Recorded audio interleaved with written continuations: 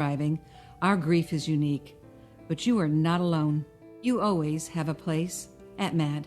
Call our 24-hour victim helpline at 877-MAD-HELP or visit mad.org. Dana Lash. Hi, welcome to the show. Hey guys, if you thought that you woke up today and the news cycle wasn't going to be a steaming hot dog turd, then you were wrong. You were wrong. But the good news is that I, Dana Lash, am here to get through it with you.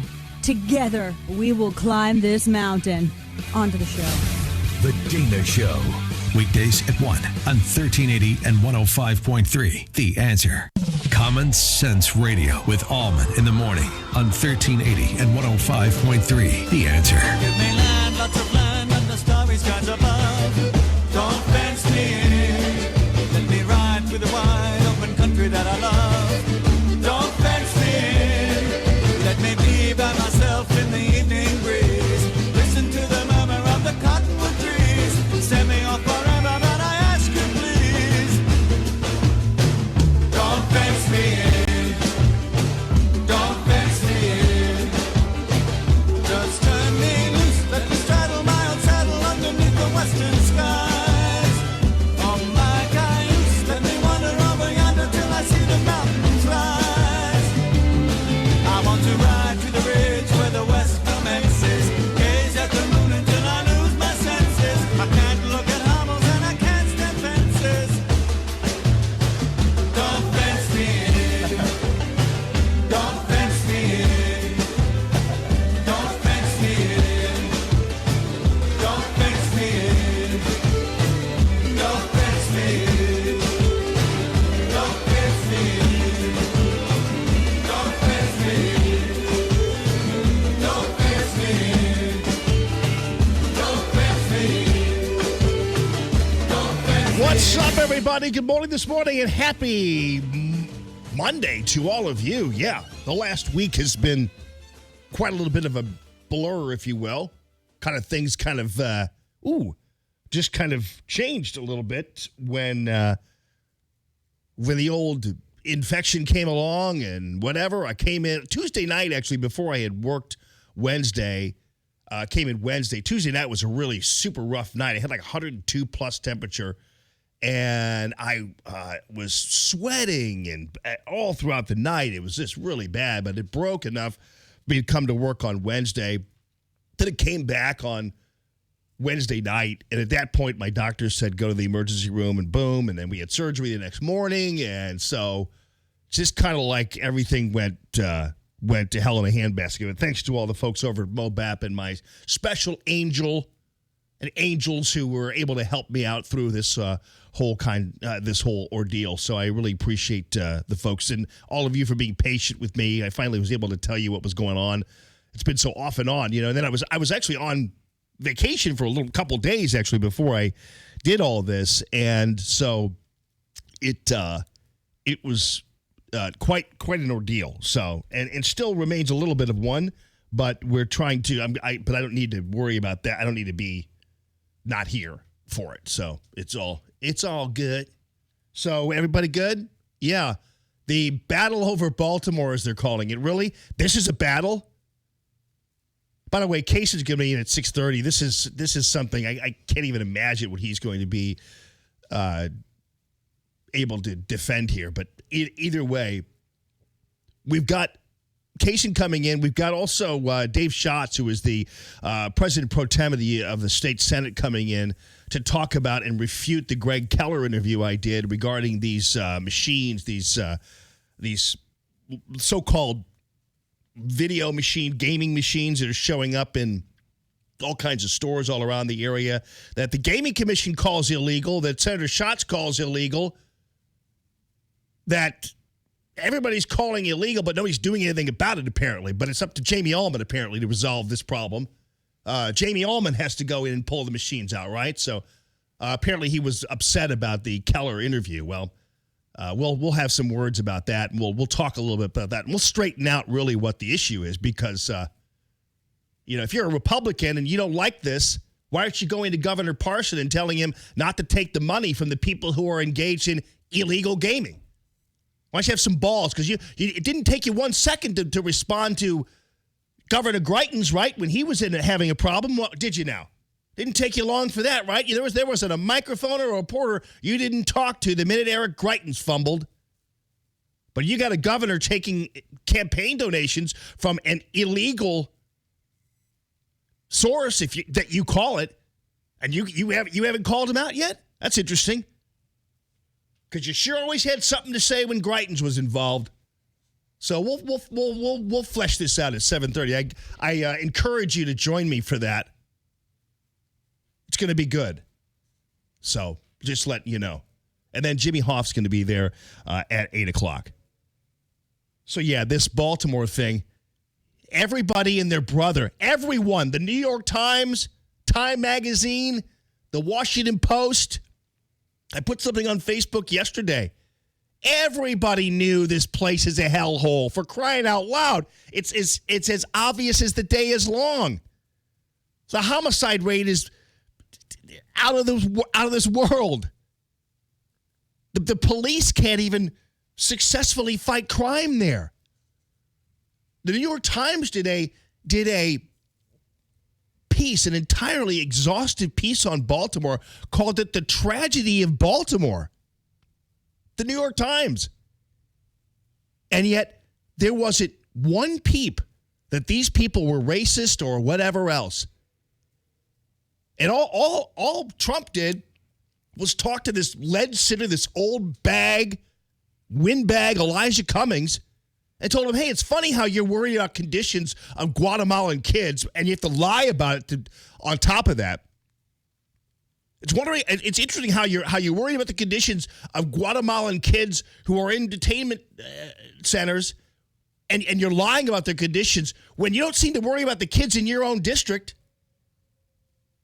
who are living, probably sleeping beneath windowsills. So instead of, it's easy for you to sit here from your little perch here in your nice little press suit to talk about, to bash border agents. But what about you, man? Your town sucks, dude. Baltimore's a hellhole. It's a crap hole. And you know what? Baltimoreans agree. Most of them do. They asked one on the street there. I'm surprised this hasn't been obliterated yet on Twitter. It's probably been deleted, but no, it hasn't. Thank goodness. Here's a resident. World. I was so excited when Miss Kim told me how many hits that we got, and that the president actually responded to Elijah Cummings. And what he said was definitely true. He hasn't done anything for us. For the last, I think he's been in office over 20 years? 30? Okay, so I was like 18 back then, and he hasn't done anything for us. No cookouts, no shoe giveaway, no clothes giveaway, nothing for the, and then y'all want to know about the houses. He hasn't done anything. Today is Saturday, July the 27th, 2019, not 1819. It's today. It's a little bit after 6 p.m. And like I said, I'm so excited. I'm so impressed with Miss Kim because she's helping us. And she's the only one. Y'all need to put her in office. Y'all need to give her his job. For real. And I'm just not saying that. It's true. Okay, the house, as far as the house and everything, like I said, he has never done anything for not even one person that I know of. I never heard anybody say anything about him. And people want to talk about Donald Trump this, Donald Trump that. Why is this man over there taking care of people at the border? We hungry. We need a place to stay. We feel like we're in a concentration camp. And it's just sad. He worried more about them than his own people. It's just crazy. Yeah, she's finally picking up on that. Elijah Cummings and his group of left-wing kooks are indeed more concerned about foreigners and people from not even in this country than they are about their own people. This has been obvious, though, for 2 decades now. This has been the worst-kept secret in the Democrat Party forever. I've continually kept this going, continually talked about this. But my goodness, this is the worst kept secret among these people, and you just talk to people and they'll tell you that they're watching this. There's not a real black person around who really thinks that their elected representatives ought to be obsessing over the conditions of people who've committed a crime. Seriously. And so that's what you're seeing. That's the reality right there. Never mind that we'll get into the Bernie Sanders of the world and others who've already addressed the issue of Baltimore. It's been pretty easy to see. The new mayor, how dare you? Aren't you the new mayor because the old one was thrown out because of corruption? Oh, yeah, right. How dare you assault this emerald of a city? It's like, are you kidding me? It's like there are like worldwide warnings to people not to go there. Kidding?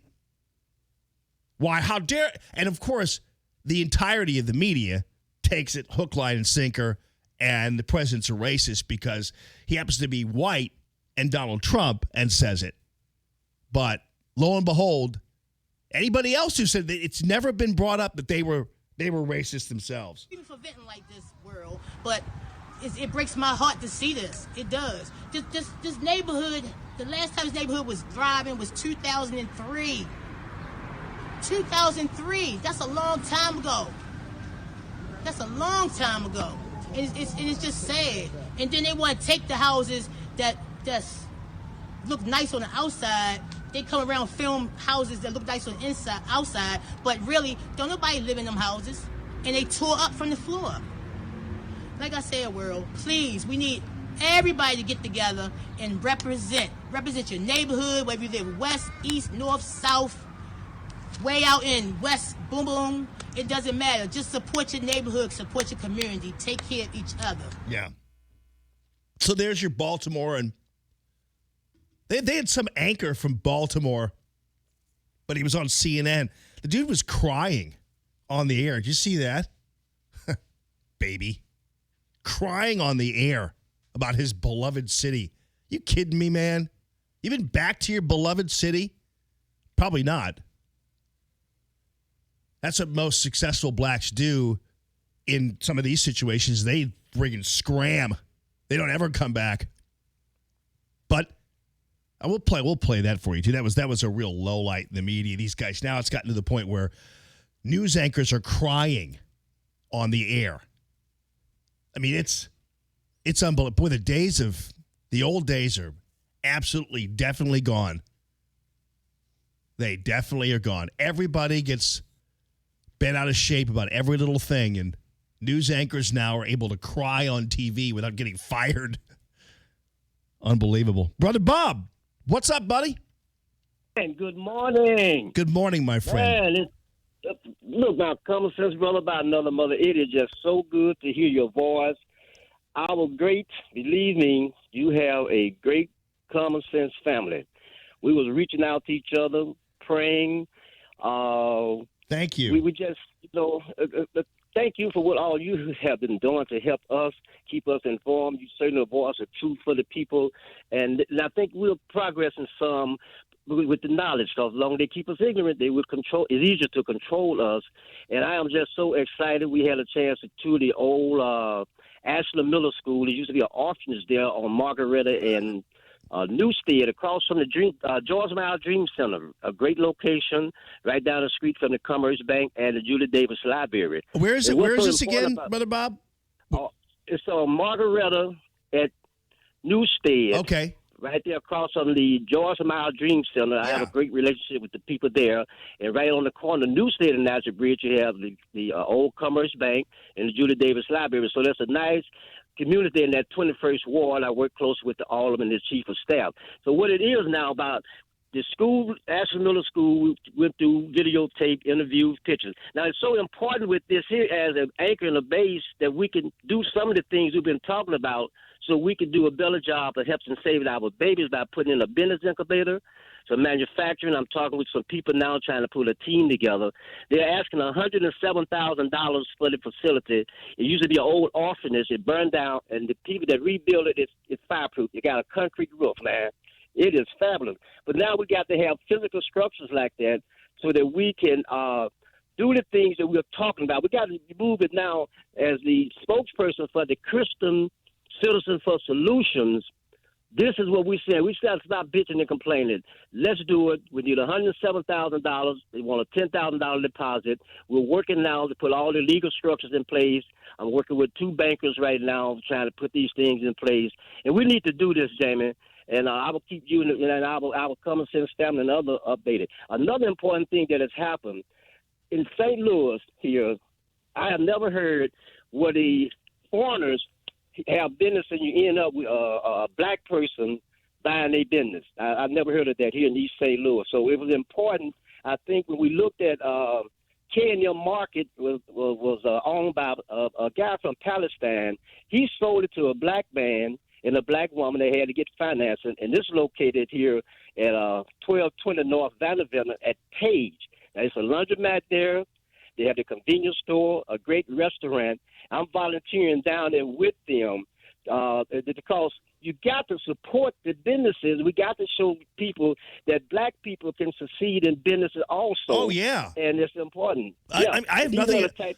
Yeah, I have nothing against Asians or Indians or Africans having these stores, but it always seems like some of these stores that are in the neighborhoods, black neighborhoods, are always owned by people who don't even live there. And that doesn't, I mean, I'm not saying that should be a standard, but I do find it unusual that you see a lot of foreign grocers in black neighborhoods. And I don't know why that is. Yeah. Well, it's psychological. When they come in with a master plan, then they get the cooperation of the politicians and the other people. And then what you have as the residents there, which is over 90% black in these depressed areas over here, that makes a lot of money off us. And that's one of the reasons over here in that 21st Ward and others, with the opportunity zone with Donald Trump, we are really pushing that in terms of the tax exempt, and so we can set up with the LIA properties, the vacant lots. So this is part of the master plan that we need to revitalize North and South St. Louis. So if anyone interested, please contact me, Brother Bob, 314-398-5478. 314-398-5478. And come on down and support Kenya Market there. Vanderbilt and Page. I know, Jamie, you have said, Brother Bob, to keep us informed. Let you know. Good for you, man. Yeah, and it's good for you all in our Common Sense Radio family and the concerned citizens. Now, our babies will get a chance to say, hey, black people can be successful in business. We used to own these businesses years ago in the community, and they need positive things rather than the dope man seem to have the best business plan. But I tell you, you cannot retire with a 401k. No, I know. Hey. I know. Right on. Well, that's so great. You're a blessing, Brother Bob. Thanks for all that you're doing, buddy. I really appreciate it very much. That's my Christian duty, man. This is my Christian duty. No doubt about it, buddy. You're amazing, and thank you, Brother Bob. I appreciate that. Keep us updated on what's going on, and that's true. You know, I did say earlier though, if we're gonna we'll get the black grocers, but not the ones that videotape some cop on the ground after while he's being assaulted. That I don't agree with, because there's no Korean in the world who'd tolerate that in their store. So, as long as we can get the black-owned grocery stores and the gigantic stick you're going to use to beat somebody trying to come in and rob you, then we're good. I'm all on board. But Brother Bob, thanks for what you're doing. In seriousness, that's a really big deal. All right, without further ado, ladies and gentlemen, our national anthem. Oh, say, can you see by the dawn's early light what so proudly we hailed as the twilight's last gleaming, whose broad stripes and bright stars through the perilous fight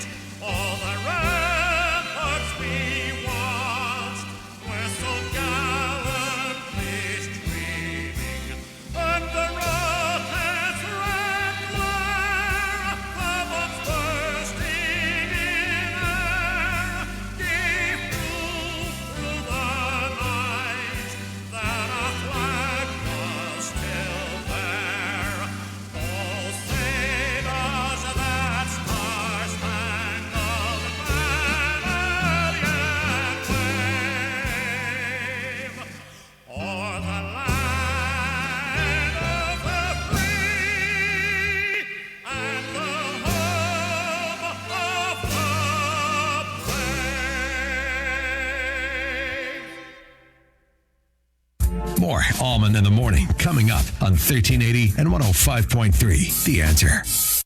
Stuck in traffic? We've got the answer on 1380 and 105.3. The Answer. Well, we have a correction on that earlier problem we thought was an accident on 30 eastbound at West Watson. That's police activity going on there, so you'll want to avoid that area. It doesn't seem to be causing delays right now, but we do have something going on there. We've got midday road work coming up today. 9 to 3, you'll see construction on northbound 270 at Manchester. Your on-ramp from Watson to westbound 44, that's closed with road work until the end of October. And the on-ramp from St. Charles Rock Road to eastbound 70 closed with road work until late August. That's traffic. I'm Bonnie Green. On 1380 and 105.3, The Answer, online at theanswerstl.com. Well, hello, everybody, and so happy to be back, telling you more about Banner Construction and the summer renovation sale, ladies and gentlemen. And this is what it's all about. Banner is, summer, as you know, extends usually, I don't know, I keep the pool open sometimes through Halloween, although it's hard to keep the leaves out. But you know what I'm saying? I'll keep the pool open through. That's what a St. Louis fall is sometimes, that it rains and then it becomes fall. That's kind of what happens. One day in October or early November, that's what happens. So summer extends, so they can get work done for you on into the year. Sometimes even, like we had a bad winter, but most of the time they'll even work in through December and everything else. So anyway, I'm just telling you, there's no bad time to get this stuff done. And the good time, though, now is to get on the books so you get the prices for summer pricing. That's what's important, is summer renovation pricing. And plus, you're going to get great pricing on the James Hardie fiber cement siding, which is provided to you by the James Hardie guys and Banner all in concert. James Hardie loves Banner Construction, considers them to be the number one preferred installer. So they say, hey guys, we want you to do our product, and they do. And then you have the Pella Window people. Pella Windows have been around, golly, since I've been like a little kid, it seems. And these are great products. And the Pella Window Company, the manufacturers of these great windows, luxury vinyl, wood, you name it, say, Banner Construction, we want you to install and sell our windows. No hard sale, except right now it's a summer renovation sale, so they don't even have to have a hard sell. So get on the books, and for the next 3-4 months, whatever, you can wait, whatever, but you're getting the prices now. So make sure you act now, because you've been outside long enough to know you need the help on the house. So check it out, 569-1050, bannerconstruction.com. Summer is here, and Matt's got the barbecue out all ready to grill. That's why he trusts Super Poly Grip, so he can enjoy his steak with full confidence. Poly Grip. Sounds like there's a party going on, but something's missing. The birthday gal's arrived, and thanks to Polydent, her bright smile is anything but a surprise. Polydent. Dad, what are you doing? Cramming for college. I'm the one going to college. Yeah, but we need to figure out how we're going to pay for it all. Discover Student Loans. Discover does student loans? Yeah, they're one of the top private student loan lenders in the country. It takes 15 minutes or less to apply, and there are no fees for the life of the loan. Best of all, I can earn cash rewards if I get good grades. Really? Yeah, we still have time to apply and get a great rate. So I can just chill. College kids still say that, right? No one says that, Dad. Really? Yeah. Visit discoverstudentloans.com to apply today. Limitations apply. Hi, I'm Nick Jonas, and I'm here to tell you about Think It Up, a new initiative to activate student-powered, teacher-led learning projects. Students and teachers, how can you spark great learning experiences in your classrooms today? Join us at thinkitup.org. Dennis Prager, this morning at 11. Now, more Common Sense Radio with Allman in the Morning on 1380 and 105.3. The Answer. Going all in, gonna figure it out. It's what you do with it, how you do without. Going all in, and I'm starting right now. I'm gonna take this song and sell it for $1 million. Buy a little. Good morning, everybody, and happy Monday to all of you. We've got all the usual media malpractice surrounding this Baltimore story, which I can't imagine. This is going to be actually. Mark Kaysen always promises me something new, always surprises me. But he's going to be in at 6:30, and the response to President Trump stating the most obvious fact on earth. Do you realize all those headlines I put on my Facebook page, including New York's "The Tragedy of Baltimore" headline? It took me basically 2 minutes to make that graphic of 10 different headlines from regular publications touting the hellholeness of Baltimore. President Trump points it out because loudmouth Elijah Cummings obviously is caring more about Guatemalan kids and his own kids in his district, and now he's a racist. We'll follow up on that. 844-855-1380, the calltammy.com real estate listener line. With SRN News, I'm Rich Thomason in Washington. Terror at a popular Northern California garlic festival when shots rang out. It happened in Gilroy. 3 people were killed, more than a dozen wounded. A gunman who police say cut through a security fence opened fire last evening. Police engaged the gunman in less than 1 minute, fatally shooting him. There may be a second suspect. Police now searching for that individual. The Director of National Intelligence, Dan Coates, is stepping down. His resignation effective August 15th. President Trump and Maryland Democratic Congressman Elijah Cummings trading charges of racism. It's a war of words over conditions along the southern border and conditions in Cummings' Baltimore area congressional district. On Wall Street this morning, Dow futures have turned positive. They're now up 8 points. S&P futures off a fraction. More details at srnnews.com. Stuck in traffic? We've got the answer on 1380 and 105.3. The Answer. Well, we have a correction on that earlier problem we thought was an accident on 30 eastbound at West Watson. That's police activity going on there, so you'll want to avoid that area. It doesn't seem to be causing delays right now, but we do have something going on there. We've got midday road work coming up today. 9 to 3, you'll see construction on northbound 270 at Manchester. Your on-ramp from Watson to westbound 44, that's closed with roadwork until the end of October. And the on-ramp from St. Charles Rock Road to eastbound 70 closed with roadwork until late August. That's traffic. I'm Bonnie Green. On 1380 and 105.3, The Answer, online at theanswerstl.com. 1380, The Answer. Weather. Today, variable cloudiness. We'll see a shower or thunderstorm around. It'll be humid with a high of 84. Partly cloudy tonight with a low of 69. Tomorrow, mostly sunny and pleasant. We'll see a high of 84. A starlit sky tomorrow night with a low of 65. Wednesday, pleasant with times of clouds and sun and a high of 84. I'm Jillian Ford with your St. Louis Metro forecast on 1380 and 105.3, The Answer.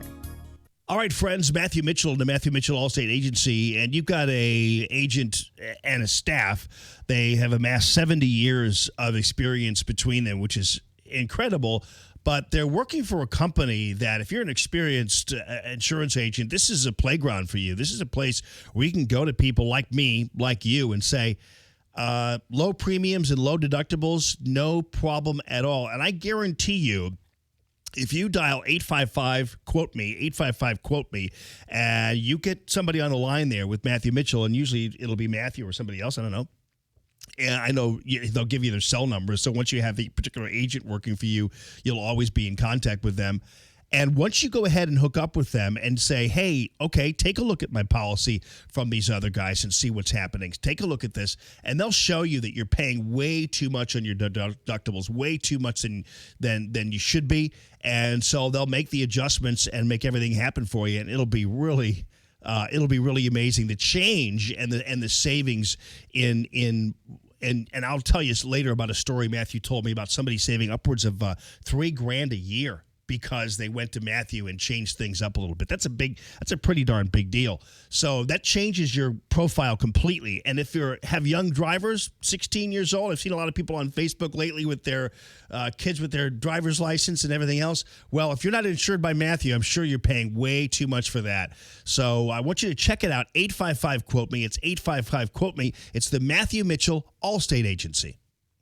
Hey, Allman here for ThrottleNet. You know, summertime, you might see the sign, hey, gone fishing. Well, you know what? Fishing, as in P-H-I-S-I-N-G, is happening every single day. And I want you to know ThrottleNet is there to make sure your business is protected against ransomware attacks as well. Do you know that you're susceptible? It doesn't matter what kind of information you're dealing with. Anybody can be a victim of ransomware. ThrottleNet, they're the white hats. They go in, pretend they're the black hats, poke your system, but instead of exploiting it, they fill the holes. It's ThrottleNet.com. Hey neighbor, this is Tammy with Tammy Mitchell Hines & Company Real Estate. We sell a house every 30 hours. We list it, we sell it, and you get to move on to your next adventure. Let's face it, life is busy, and who has hours to wait for strangers to show up so you can show them your home? Not to mention the tons of legal paperwork to sift through. I have been selling homes for over 23 years. Let us help you move today. Go to calltammy.com. That's calltammy.com. Hi, I'm Nick Jonas, and I'm here to tell you about Think It Up, a new initiative to activate student-powered, teacher-led learning projects. Students and teachers, how can you spark great learning experiences in your classrooms today? Join us at thinkitup.org. Listen to Allman in the Morning with Alexa. Wake up and say, Alexa, play The Answer St. Louis. Now, back to Allman in the Morning on 1380 and 105.3. The Answer.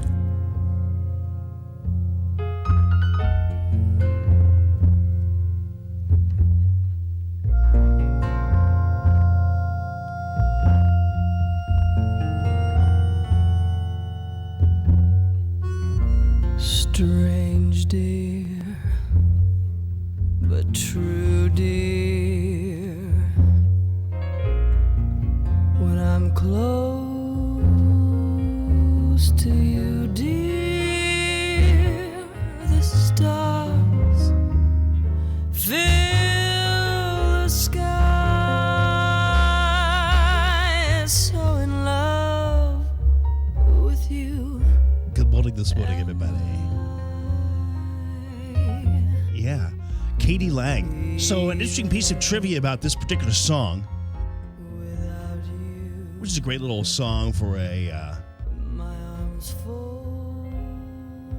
for a cloudy morning, you know, called "So in Love." I'm gonna let you know who wrote this song because you need to know. It was the same person who wrote this song. Here, ready?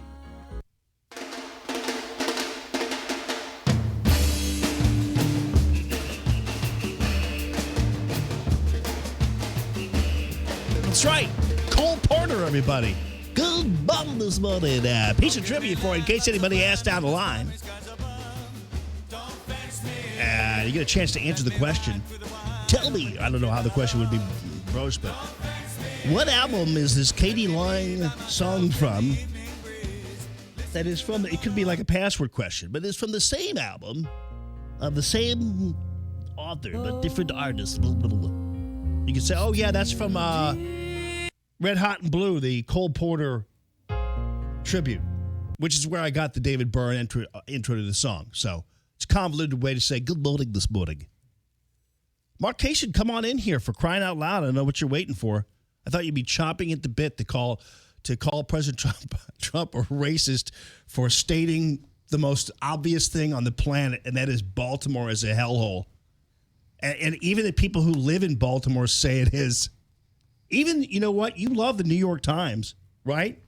So if you love the New York Times, then they said they had a whole article. It was called "The Tragedy of Baltimore." I mean, all President Trump did was talk about how, you know, hey, you've got rats in the kitchen and you got everything out there, and it's no human want to live there, but it's redeemable, resolvable. But but a tragedy is a tragedy. So if anything, the New York Times really gave up on Baltimore, not President Trump. Baltimore. So it's interesting. Oh, and you like Bernie Sanders, right? I mean, I like Bernie. Sure. Okay, here. You listen to Bernie. He's standing in front of black people in Baltimore, okay? He's standing in front of blacks in Baltimore. The fact of the matter is that America is the wealthiest country in the history of the world. But anyone who took the walk that we took around this neighborhood would not think you're in a wealthy nation. You would think that you were in a third world country. These guys, I was looking at their reaction in their faces. I was trying to think, were they like rolling? I mean, there's like 1, 2, 3, 4, 5, 6, 7, 8. Like there's 8 black dudes, obviously elected officials or whatever. Elijah Cummings wasn't there. He must not have had the time. But they were there, and he said that in front of them. So what's the beef here? Well, the beef is so obvious that I just can't even believe we're listening to this today. Look, every city in the United States, big city, I've said this 1,000 times, Pittsburgh, Cincinnati, Baltimore, St. Louis, Los Angeles, Chicago, keep going. The inner cities in our country are a disaster. Of course. Well, of course. And it's because of the same anti-black kind of attitude that you're hearing from Donald Trump. And it's being called out by everybody in the country now because everybody understands exactly what this is. But this, no. Donald Trump's only been around for 3 years. The crime rate of Baltimore has been the high homicide rate, crime rate, and the dilapidation of Baltimore has been around for 2 decades now. So it's not like President Trump just arrived on the scene, waved his magic racist wand, and everything went to hell. Are you kidding me? No. This has been ongoing. And if you think, is. Okay, so tell me then, most of these towns, you look at Detroit, you look at Baltimore, run by black Democrats. So you're saying that they have racist attitudes? Is that what you're saying? I don't understand it. Okay. I was in Baltimore for 2 weeks last year, meeting with people in the city, kids, teachers, political people, everybody. And we had some really great sessions about the terrific things that they're doing in Baltimore to try to overcome the problems created by the United States of America. The deeply embedded racism that Donald Trump is that actually, it's just indicative of. You know what you're doing? You're trying to create this. You're going to go all the way back to slavery next. I guarantee you. But you have the situation where you're trying to create a problem that is unresolvable. Well, we have a history of racism in this country. It's America. It's the American flag. It's the Star-Spangled Banner. It's steeped in our lives. We can't get rid of it. It's like that's and that always gives you guys an excuse not to do anything about anything for these people. All you do is sit there and blame friggin' guys with wigs from 1700s. It's getting tiresome. Yeah. I'm serious. You guys keep going back to that crap. It's driving us nuts. Address the issue. Elijah Cummings has been sitting on his little ledge up there doing nothing for 30 years in Washington, D.C. for those people in that community, Mark. Yeah. First of all, that's not true. In fact, I have a guy, very good friend of mine. His name is Gary Olshansky, just a real estate guy in Baltimore. He lives in Baltimore. Happened to be on the team that I coached 40 years ago, but so he's in his 50s. But the thing he's going to talk about, Baltimore and what's going on there. It's not really. It's not what Donald says. Sure. So we're going to learn about the hipsters and their stupid little small brewery at the pier, right? Yeah, that's what we're going to true. learn about. Yeah, that's we are because you know what? That's what you guys do. Oh, you should come down and have some clams and eat some and drink some whiskey with all the hipsters because we have a whiskey festival coming. You know what? I'm serious, man. People are getting sick of this. I don't know what your Olshansky character is going to talk about there, but the reality is that place is a asshole. It is. And you know what? St. Louis and its inner city isn't far behind. And it's right there. People are watching white liberals and black liberals drive the thing into the ground. This idea somehow, it was actually so funny to see the reaction to President Trump state the absolute obvious. It is so clear to everybody. And it took me, I just did a Google search about, I don't know what I did. I did Baltimore crime rate or something like that. And stories came out. USA Today, New York Times, Fox News, CBS News, Washington Post, Baltimore Sun. You know, these guys all there were op-eds in the Baltimore Sun talking about how crappy the town was for people to live in. And I just don't understand why President Trump just can't say that to Elijah Cummings, who's after his job, trying to get rid of him, to say, hey man, why don't you focus more on your own district? I mean, you talk about rat infestation, you talk about people living in their own feces. Have you been to the neighborhoods in your community? I mean, I'm just telling you. It's a real disconnect. And as you saw, did you ever hear from this woman who she was interviewed on Twitter, and these are the black people you must be talking to. Here, listen. World. I was so excited when Ms. Kim told me how many hits that we got, and that the president actually responded to Elijah Cummings. And what he said was definitely true. He hasn't done anything for us. For the last, I think he's been in office over 20 years? 30? Okay, so I was like 18 back then, and he hasn't done anything for us. No cookouts, no shoe giveaway, no clothes giveaway, nothing for the, and then y'all want to know about the houses. He hasn't done anything. Today is Saturday, July the 27th, 2019, not 1819. It's today. It's a little bit after 6 p.m. And like I said, I'm so excited. I'm so impressed with Ms. Kim because she's helping us, and she's the only one. Y'all need to put her in office. Y'all need to give her his job, for real. And I'm just not saying that. It's true. Okay, the house, as far as the house and everything, like I said, he has never done anything for not even one person that I know of. I never heard anybody say anything about him. And people want to talk about Donald Trump this, Donald Trump that. Why is this man over there taking care of people at the border? We hungry. We need a place to stay. We feel like we're in a concentration camp, and it's just sad. He worried more about them than his own people.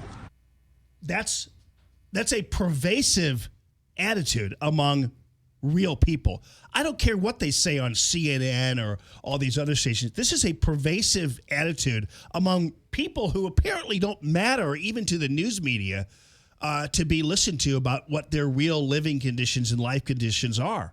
Look, anybody can find a person to come out and say that stuff.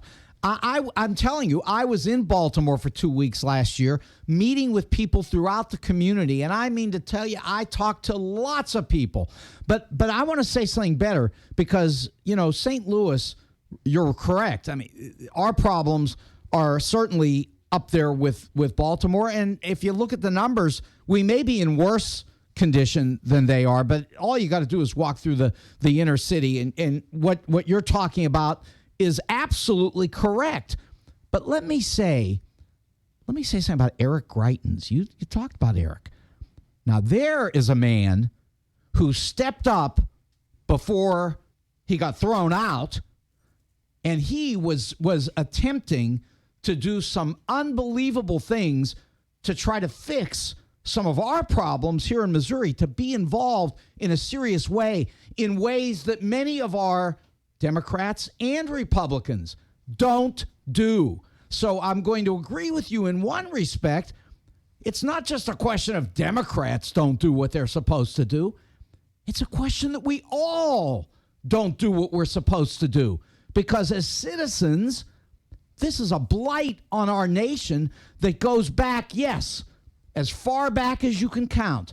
And if we're not all stepping up, then we're all part of the problem. And the only person I know who was prepared to step up was Eric. Right. Until he got booted. Right, exactly. Yeah, by and Republicans. He's a Republican. Yeah, I get it. But keep in mind, even President Trump, when he went to Detroit, in fact, one of the most famously derisive comments ever made about President Trump was when he told blacks in Detroit, "What do you have to lose?" He was there with Ben Carson, and the fact that actually he was in Detroit, he was there because of economic woes. He was there because he wanted to help reestablish community banks and everything else to help small business blacks get, the grocery stores, get those things that otherwise are owned by other people. And so he was there for that. And all he got in return was, oh, there he goes. He's a racist. What do you have to lose? When, in fact, he was actually there working on this problem. This guy has done more for blacks than Elijah Cummings has. Well, first, that's not true. Yes, it's not it is. even remotely yes, true. Yes, it is. But look, and I've said this before, if Donald Trump, and I give him credit for nothing, but if Donald Trump went to Flint, Michigan, and stood there and said, I'm not leaving Flint until they fix these pipes, I'd say good for Donald Trump. Right. But he won't, and all he wants to do is tell black people to go back to Africa, It's funny. and that's where we are. You think I'm stupid, first of all. No, yeah, I think you're extremely Yeah, you do, smart. because you brought up Flint, Michigan, and water pipes, okay? Sure. You know damn well that issue was an issue during Obama's administration. I agree. And Bush's administration. I agree. Okay, so I know, don't be throwing Flint water pipes at me, because It's I America. know a little bit about Flint water pipes. It's America. Right. It's I know. Democrats. It's Republicans. It's just that Donald is emblematic of all of this. But to blame him, I'm telling you, it's so funny. People, I guarantee you, Mark thought I didn't know anything about Flint water pipes. Don't be silly. Of course I know. Yes, you I do. know. I guarantee you he thought that I knew nothing about Flint water pipes. I know everything there is to know about the Flint water pipe story. Okay, both of us do. I know. Because we make sure that we know. Now, Right. I know that you're aware. I'm not only aware. I have a book on the thing practically in front of me. So, but here's the thing. Because I know that's an issue that was a quintessential issue where we had people who were the leadership there who were dropping the ball and not wanting to engage other elements of leadership because it was all a fiefdom thing. And Obama was the one who actually could have done a lot about the Flint, Michigan water problem. I have said it, and I agree with you completely. All right, so why blame Trump for Flint water pipes? No, I'm just saying that if he won, I'm not blaming him for the pipes. I'm saying, you want to impress me? Go to Flint. It could be anywhere, Jamie. Go to Flint and make this happen, which anybody could do, but they don't do. Right. That's Mark. That's my Okay. Look, I know what Let's Eric just was pretend- willing to do. Okay. That impresses me. Let's just pretend that Donald Trump went to Flint and fixed the water Sure. pipes.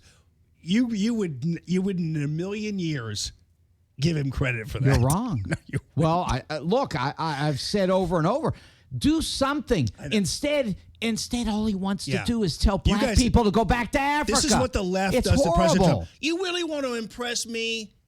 Count every blade of grass on my front lawn. Then maybe things will be okay. Then we'll talk. You guys are such shysters, man. You keep moving the goalpost everywhere.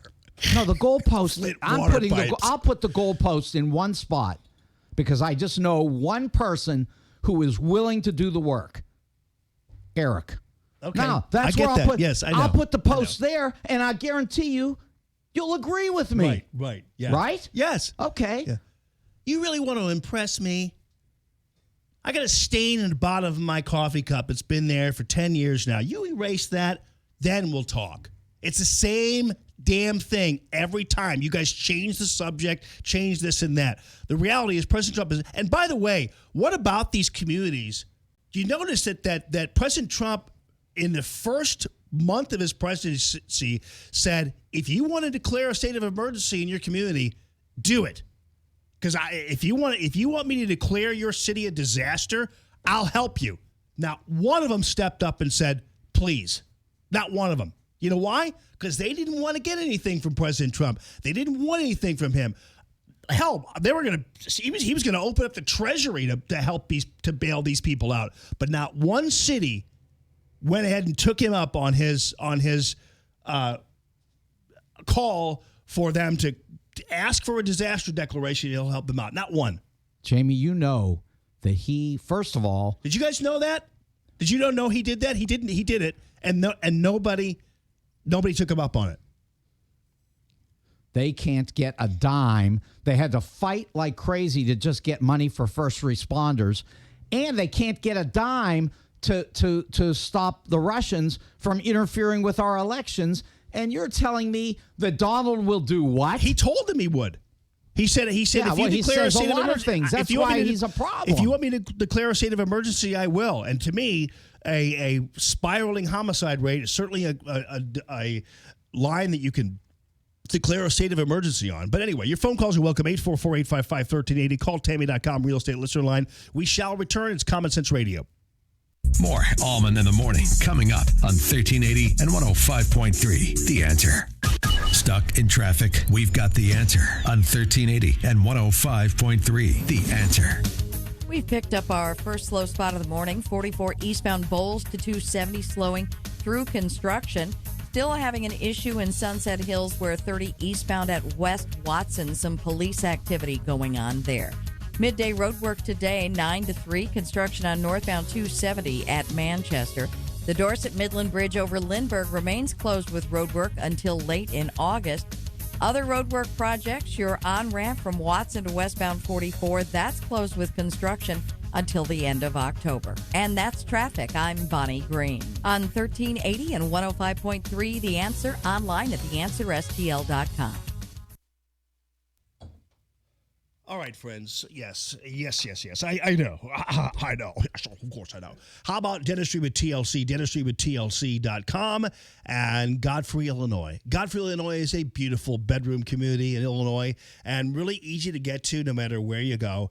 And right there nestled in beautiful Godfrey, Illinois is Dentistry with TLC, which is basically, it's almost like it's in a home, but it's as professional as the day is long. Dr. Anna Smith, years in dentistry business, so much so that she's now a teacher of for many dentists. For instance, teeth straightening programs, all kinds of things. She does the 15-minute pain-free root canal, the 15-minute pain-free tooth implant. I mean, on down the line, she's amazing in her expertise in what she does. Has the mouth appliances for sleep apnea, no longer having to have that bag over your head to get a good night's sleep.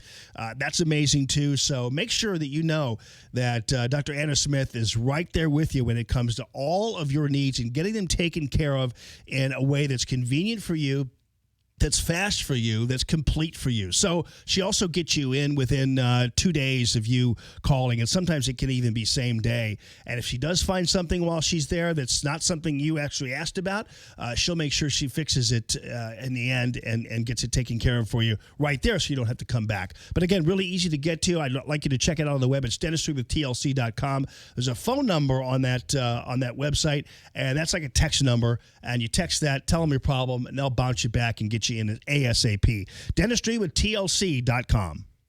KXFN, St. Louis, K287BY, St. Louis. If you have an unpaid tax debt to the IRS that you can't pay, please hear this special notice. Specially approved IRS relief programs designed to aid delinquent taxpayers are now in effect that can significantly improve your financial situation. Depending on your circumstances, you may qualify to have your tax problem resolved in your favor and may even have your back taxes reduced by thousands or eliminated entirely. A relief hotline has been established by Community Tax for you to call and see if you qualify at 800-500-5588. If you owe the IRS back taxes that you can't afford to pay, don't let the IRS trick you into thinking you have no way out. Our highly accredited tax professionals will let you know what you qualify for and how much you can save. We may be able to stop all liens, garnishments, levies, and save you thousands. Call and see if you qualify for this taxpayer relief at 800-500-5588. 800-500-5588. That's 800-500-5588. Community Tax. Who's your tax guy?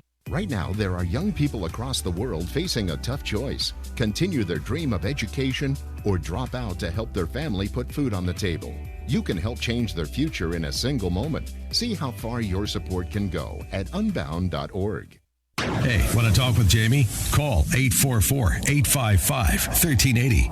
844-855-1380. And interact with Common Sense Radio. This is Allman in the Morning on 1380 and 105.3. The Answer.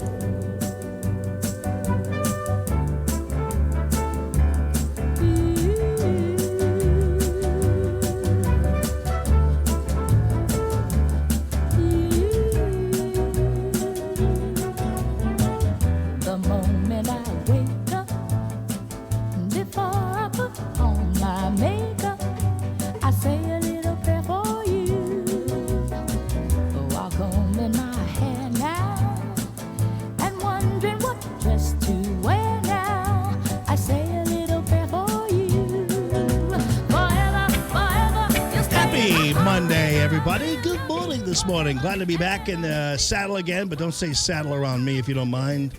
Thank you very much.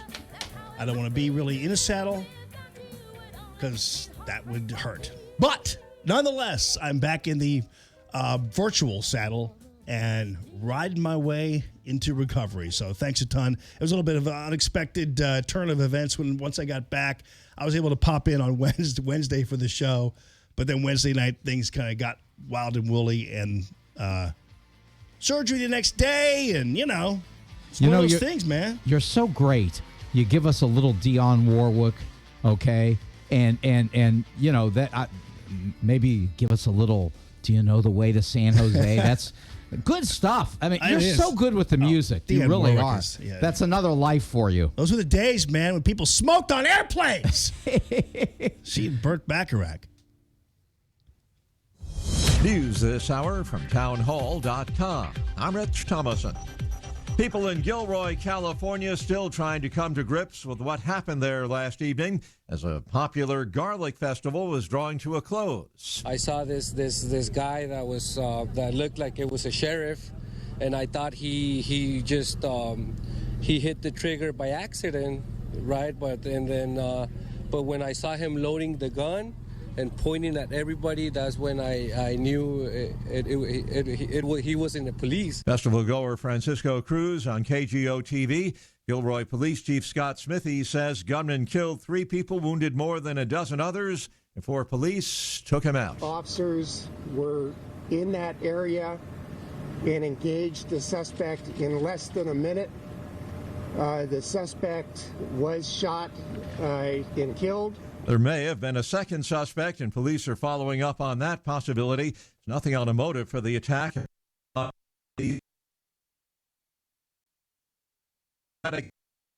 Cummings accusing each other of racism in a dust-up over conditions along the southern border and conditions in Cummings' Baltimore area congressional district. The president says the 7th district is considered the worst run and most dangerous in America, but it also extends outside Baltimore into some affluent suburbs. Aides say the president was not being racist, that he's simply frustrated Democrats are focusing on him instead of helping their districts.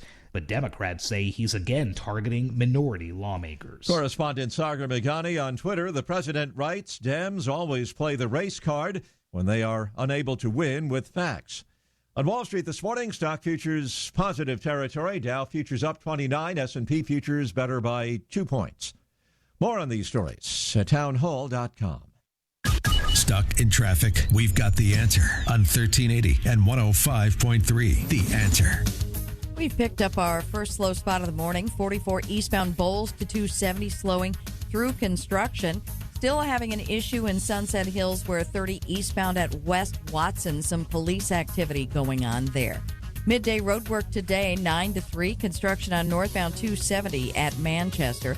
The Dorset Midland Bridge over Lindbergh remains closed with road work until late in August.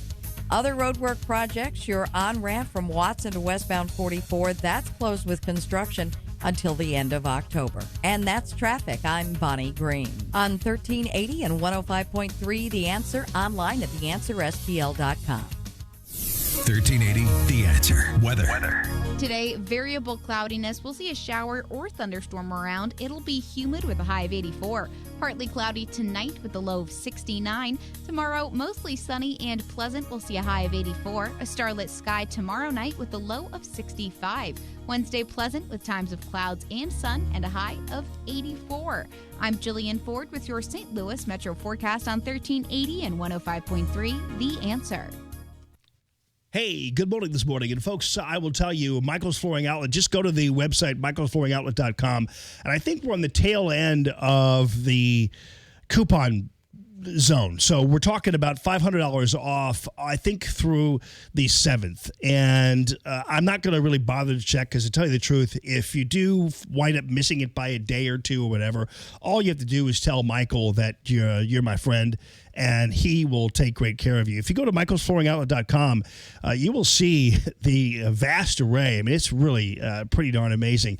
This vast array of flooring products that really are brand new to the industry. Some of them, the vinyl, the luxury vinyl is really brand new. This is usually, I mean, I get it, the wood floor. Have you seen kind of these vinyl wood floors, but you could always tell they're kind of fake and everything else.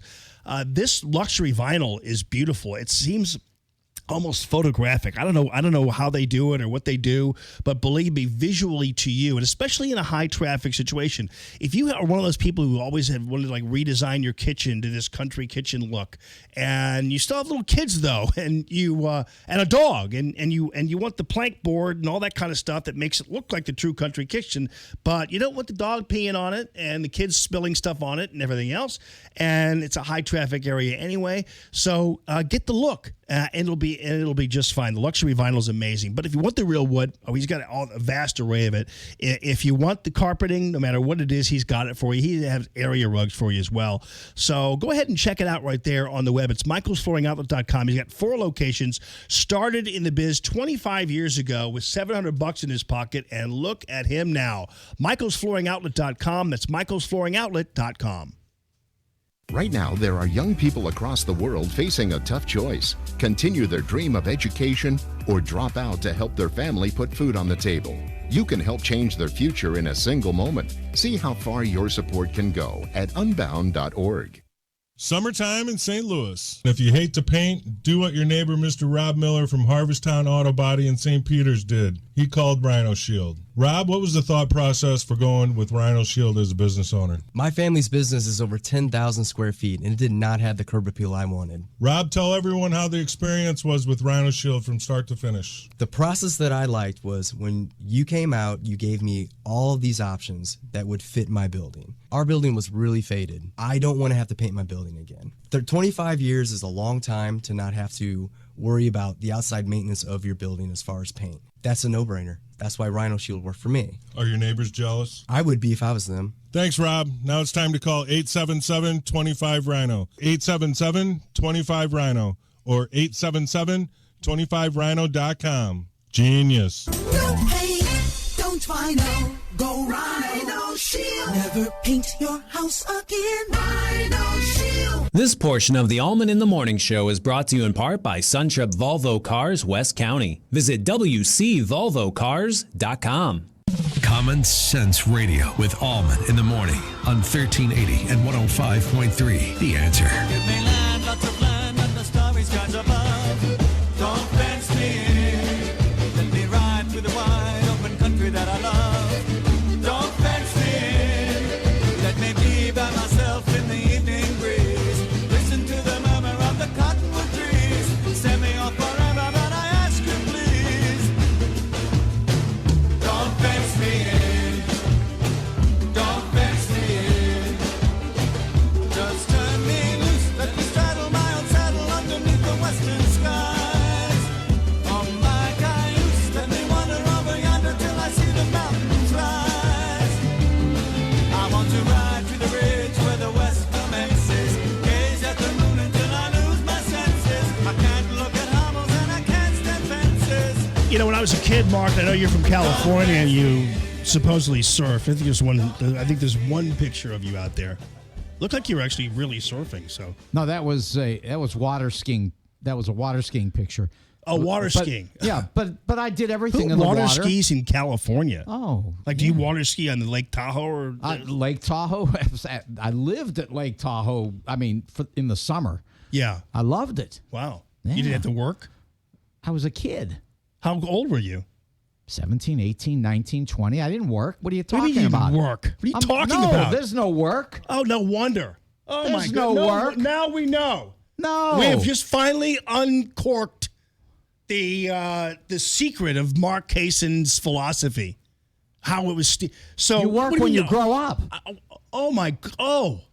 We went Oh, to rallies to fight against conservatism and fascism and Lyndon Johnson and all of that. Unbelievable, man. Yeah, that's what we did. Very disappointing.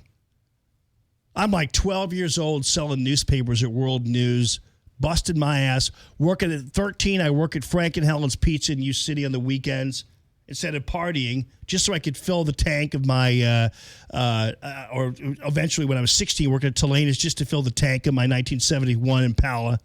But when I was working at, if I wanted anything, I had to pay for it myself. So I worked.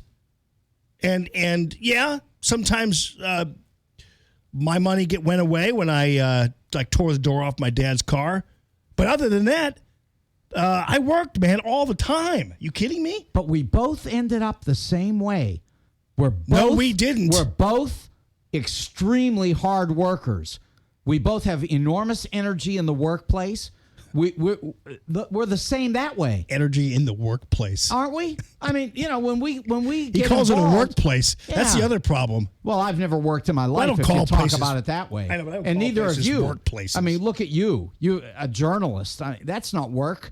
That's your love. We devote so much energy to our workspace when we're workspacing and conferencing. But here's the thing. Nobody works harder than the two of us. I know. And we both come from different. Oh, yeah, I lived my life in Lake Tahoe and blah, blah, blah. I go, how old were you? You'd have to work? No, I was a kid. How old? 16, 17, 18, 19, 20? Sure. Dude. I was looking for waves. That's the problem. If more of these jokes worked, they wouldn't be, and just bother to, fill out an application at some place. We wouldn't have them throwing buckets of water on the cops and doing everything else. But as Brother Bob pointed out, the problem is they see the drug guy is always the most successful businessman on the planet, and that's not a good sign. Anyway, back to California, though. Sure. So when I was a kid, there was, I don't know where, I always saw this poster. I can't remember whether my brother, somebody had it, it was some kind of groovy poster, but it was this clove of garlic, and it was the Gilroy Garlic Festival. And I always remember Gilroy, California as being like the garlic capital of the world, if it is. Well, it's big that way, yes. Yeah, but Gilroy was all this fabulous, in Northern Californian or mid-Californian area. And so then suddenly I see this shooting, man, at a I don't even know the circumstances of the concert or whatever else. So times have certainly changed. The romance is gone in Gilroy, California. Well, I'll give you one you say circumstances have changed. I'll give you one circumstance that you could change. If there were no guns in Gilroy, no one would have been shot. Wait a minute. I think California, that area, has the most restrictive gun policies in the country.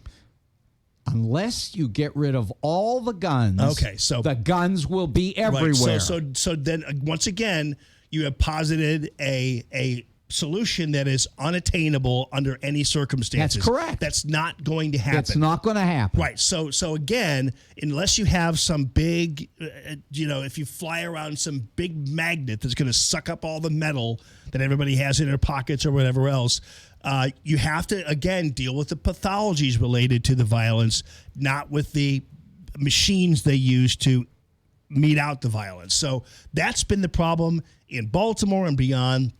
The pathologies aren't dealt with. And the pathologies, I mean poverty, desperation, homelessness, hunger, lack of resources, and lack of attention. And so when you all talk about guns and you talk about all that, well, exactly.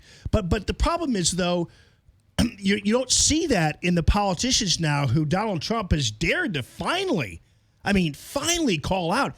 And it's so funny. David Axelrod, I don't think I actually have the tape of it, but David Axelrod said, and I think it was a tweet, so I don't, but he said that this, if President Trump loses 2020, this may be, will be why. And it's like, you're so out of touch with reality, David Axelrod. The fact of the matter is, if President Trump loses the election, it will be because he's kept his mouth shut about stuff like this. If President Trump wins 2020, it will be because of what he said about Elijah Cummings. It's so amazing how these people, yesterday's freak out was so typical of every other freak out that occurred during the campaign. Oh no, he's finally done it.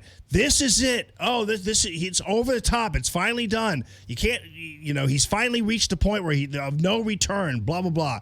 And it was like with the four squad members, they said that. That's no big deal. Everybody's forgotten about that. Nobody cares.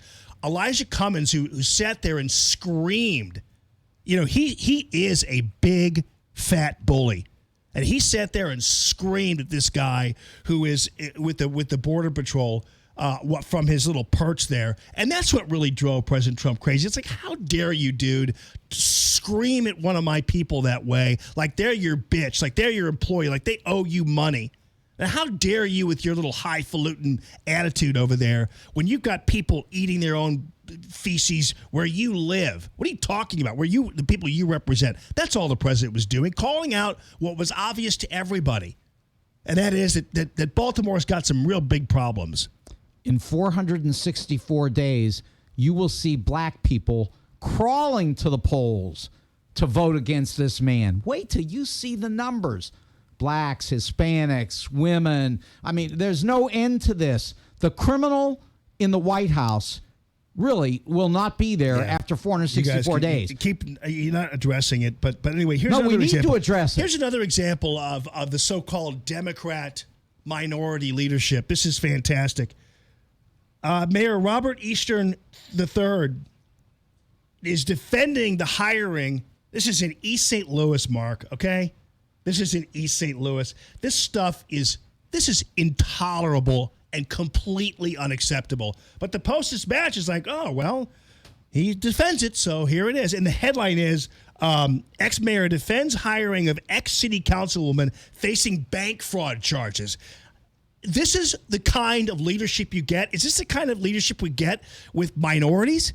Or what is it about East St. Louis? Do you think the people of East St. Louis are okay with Mayor Robert Easton III hiring a new community development director who's facing 2 fraud charges?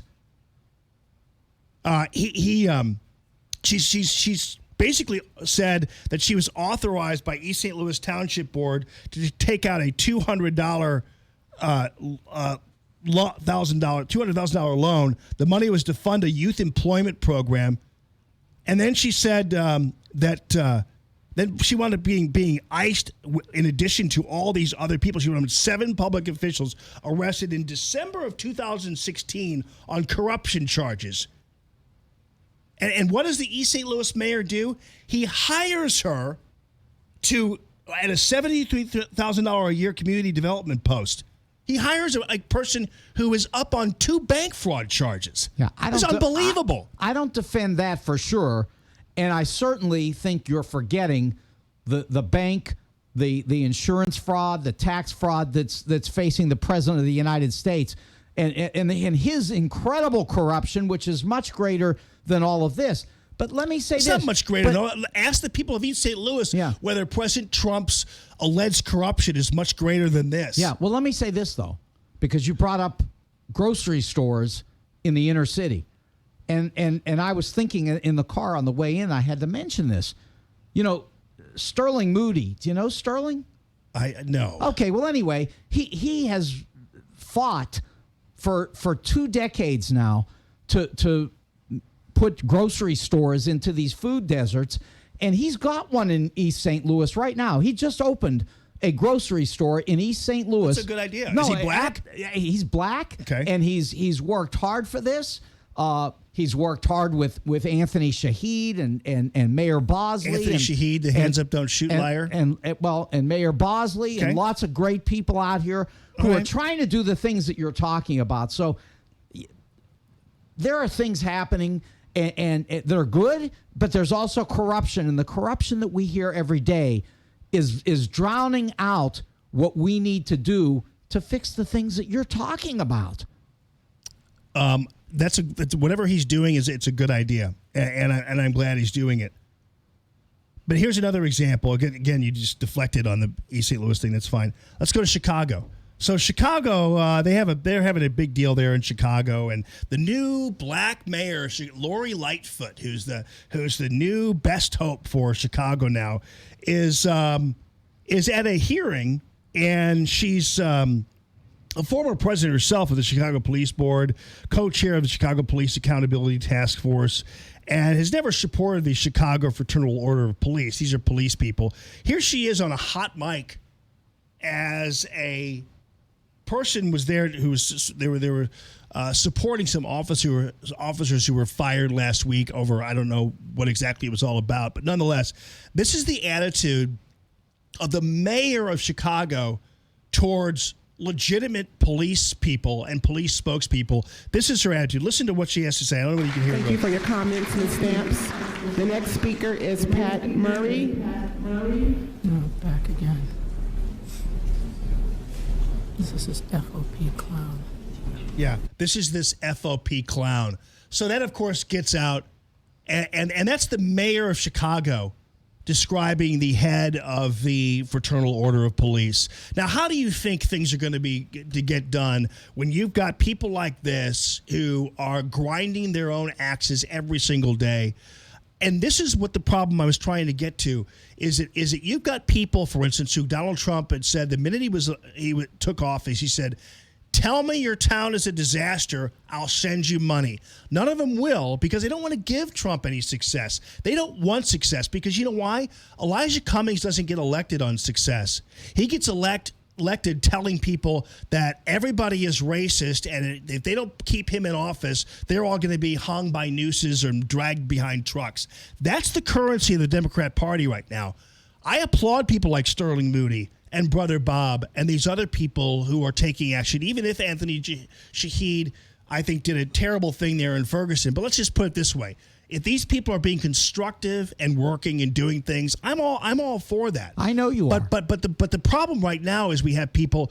I guarantee you that Sterling Moody is no friend to some of these politicians out there who would just as soon not see him succeed.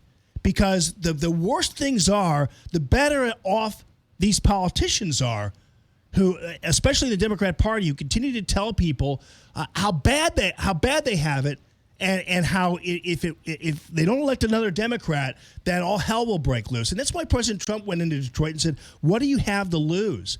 Because he was saying, you guys keep electing these people time and time again, and doing the same thing over and over again. And these people have done nothing for you. I mean, you could say the same thing about Lacey Clay.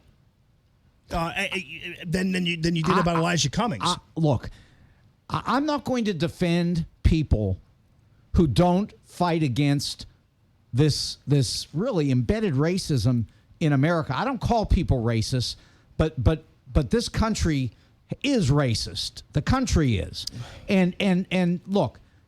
Lacey Clay has fought it all his life. His dad fought it. Right. Look, but here's the thing. The idea, we need more. Here's I the agree racism. We need more. Here's how funny it is that Mark Kaysen can say that this country's so racist that Lacey Clay fought it. His dad fought it, which of course means Lacey Clay, who took over the congressional seat of his dad in this racist country of ours. Come on, man. I mean, look, this is talk about privilege. There's privilege out here. Oh, come on. You and I have it. Other than a Clay. You and I have it because we're white. Was there anybody other than a Clay who was going to be able to take over for the senior Clay? Come on, man. Look, you want to see a change. I want to see a change. And I only know one person that I know. Now, there are other people out here. I know Eric Greitens. I know what he wants to do. But let me take it one step further. I do believe, and I think that everybody can agree on this, and I think you as well, this country is hungry, really hungry for somebody that can truly inspire the country to do better, to overcome some of these problems that we face. I don't know who it is, and I don't see anybody. Really, and certainly telling black people to go back to Africa, and claiming that people who are elected officials love go back to Africa. Love ISIS. They love ISIS and Al Qaeda. Well, they're apologizing for them. Don't. Did you see Tlaib interviewed by Jake Tapper? She still called Israel a racist nation.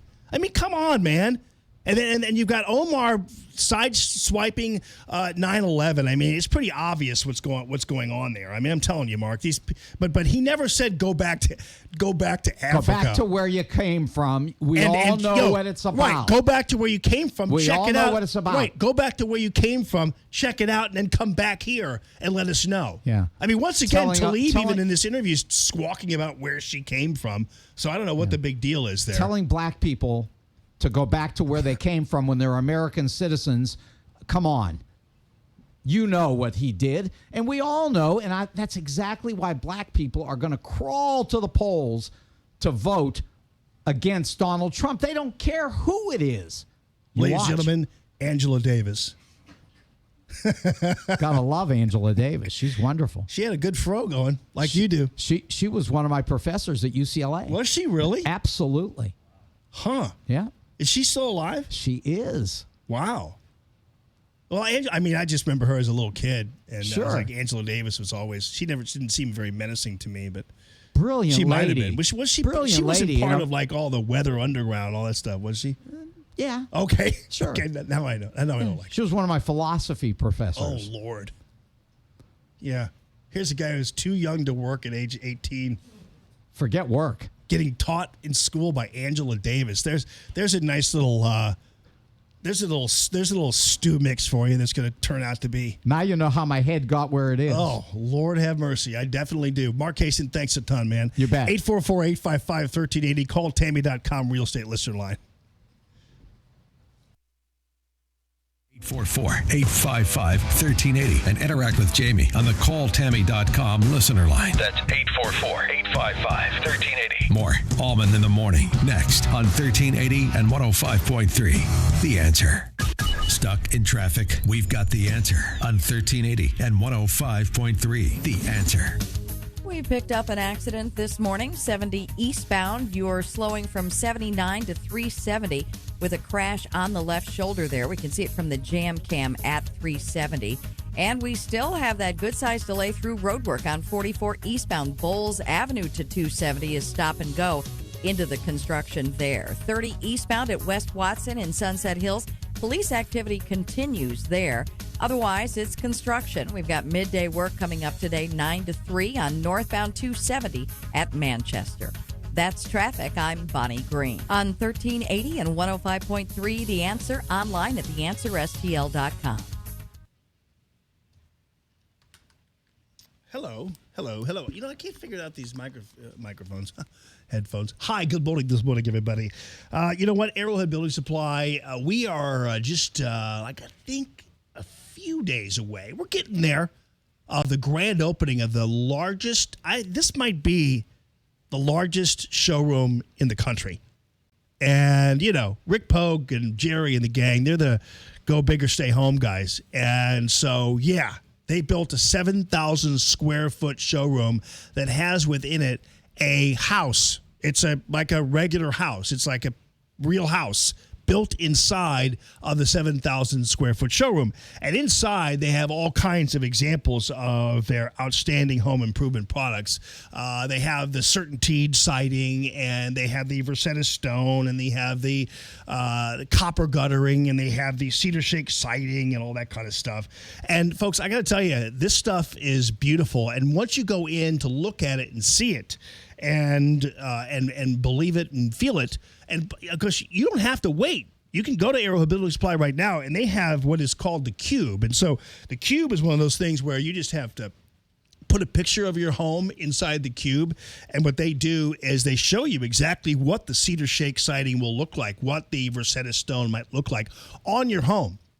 It's not a color form thing. It doesn't really look cut and pasted. It's kind of weird how crazy real it is, but it is real. So once actually the showroom's done, you can just add that to your list. But if you just want to go and check it out and see what some of these supplies look like on your home, great. If you're a contractor, I encourage you to draw your clients into Arrowhead Building Supply, and you're on the list, let's say, as a preferred contractor, which is excellent. So bring them in and show them around, show them what's up, show them what they can do to their home to beautify their home in ways that you can't possibly have imagined possible before.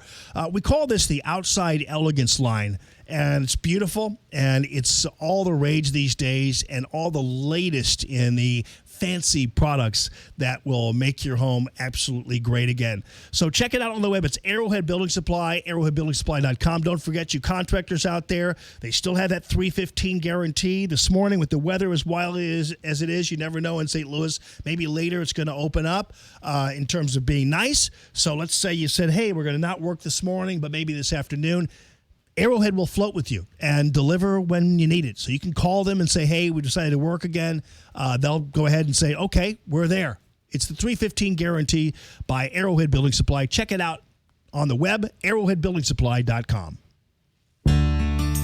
Let's face it, things happen in our daily life that may get us off track. Tooth pain and aches can happen when we least expect them. Get back on track with a visit to Dr. Anna Smith of Dentistry with TLC. Dr. Anna prides herself on helping patients when it's convenient for them, even during lunch hours, and always providing a judgment-free office. Dr. Anna Smith with Dentistry with TLC is here to help. Need a root canal? Dr. Anna can perform the procedure in about 10 minutes and get you back on the road. Have sleep apnea? While you're there, talk to Dr. Anna about an oral appliance to help you get a better night's sleep and feel well rested the next day. Dr. Anna Smith with Dentistry with TLC, located in Godfrey, Illinois. Call today at 618-466-0733. That's 618-466-0733. Or visit dentistrywithtlc.com to learn the TLC difference. That's dentistrywithtlc.com. A code, save.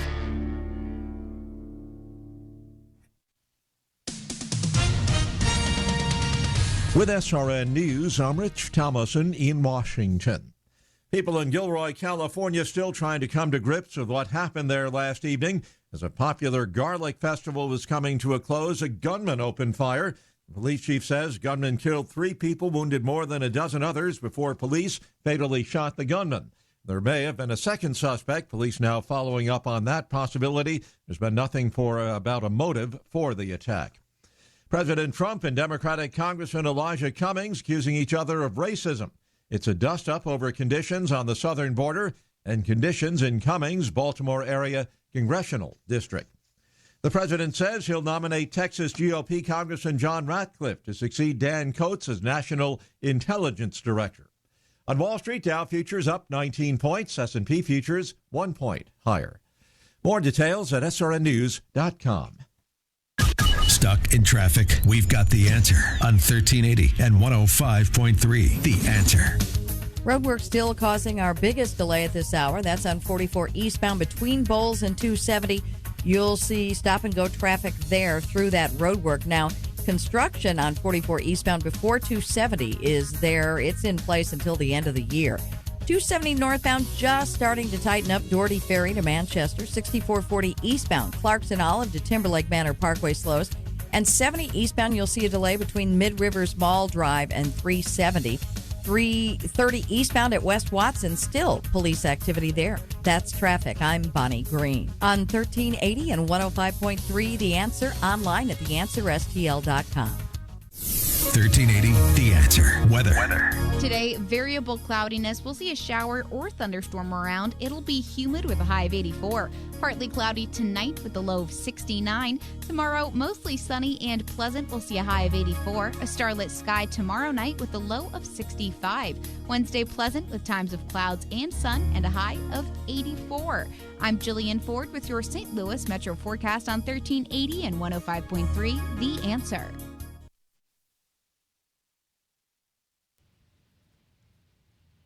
The Crohn's and Colitis Foundation of America invites you to take steps for cures at a walk event near you. Support the 1.6 million Americans living with these diseases. Get started at cctakesteps.org. Hey, Allman here for Proctor Drapery, Proctor spelled like doctor, proctordrapery.com. So you're getting ready to sell your home. You want it to look its best. You've gone through the checklist, but wait.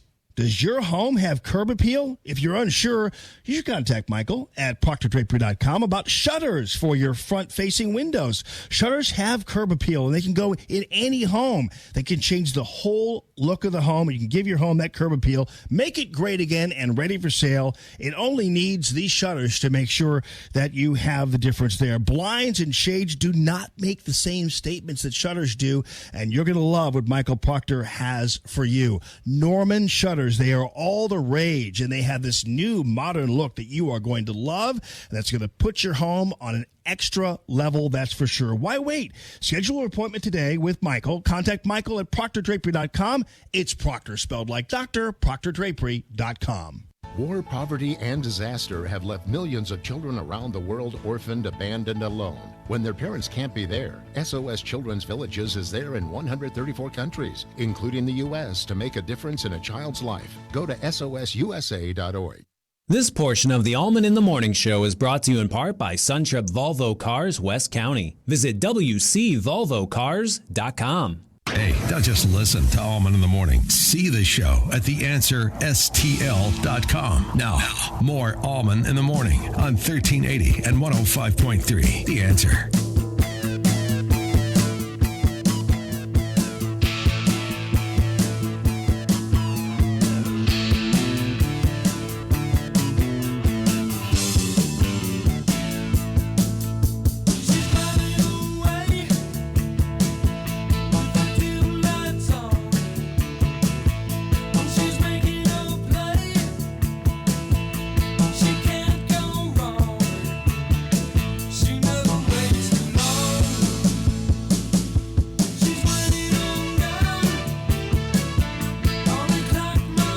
So, yeah, we have a situation here in Missouri where you've got people who have been complaining about these gaming machines that have been popping up in all kinds of different, grocery stores and little mom and pop gasoline station operations and that kind of thing. And there's a problem with them because there are people who are saying that these things are illegal. And last week, I interviewed Greg Keller, who was the spokesman for this Steve Miltenberger guy, who is the owner of Torch Electronics, and he's claiming that these things are not illegal, and that they just barely kind of got to get around that little thing about them being a game of chance, and it's a complicated explanation for it, whatever. And what's interesting about the whole thing is that everybody's saying they're illegal. Oh, the Gaming Commission attorney says they're illegal. The leader of the Senate says they're illegal. And yet Governor Parsons still taking $20,000 from them. And they're still in the stores. So if they're illegal, get them out of there. If they're not, then tell us. But let's have a verdict at some point about what these things are. The leader, the Senate pro tem leader on the Republican side of the Missouri Senate is State Senator Dave Schatz, and he is on with us as well. Dave Schatz, welcome to the program, sir. Good morning, Jamie. How are you this morning? I'm fine, thank you. So what was it about Keller's claim that you took an issue with? Well, I think there's a couple misrepresentations. I think Mr. Keller represented that there's prosecutors across the state that have made the determination that these machines are legal, and I think that's a mischaracterization of the facts. I think the authority on gaming in the state of Missouri is the Missouri Gaming Commission. Jamie, back in the 80s, mid-80s, the voters approved the allowed riverboat gambling and authorized certain forms of legal gambling. The Missouri Gaming Commission regulates those gaming entities along with those bingo operators and people of that nature. And so they are the authority. I truly believe they're authority on what is a legal gaming operation in the state of Missouri. And one thing I want to say about the prosecutors, there are cases out there pending right now on these types of games. There's a case right now in Platte County that's being prosecuted, and I believe you'll see more and more of these cases will come to fruition as prosecutors as cases are made and cases are filed. Prosecutors don't typically go out, Jamie, and go and seize machines. Those things will come from local law enforcement. They'll come from county sheriffs or highway patrol. And so I think we're going to see more and more of these types of cases are going to start popping up. I can almost guarantee you that's going to happen because these machines are proliferating in the state. They're clearly illegal. They have been deemed illegal in Florida. They've been deemed illegal in Ohio and Iowa. There's case law.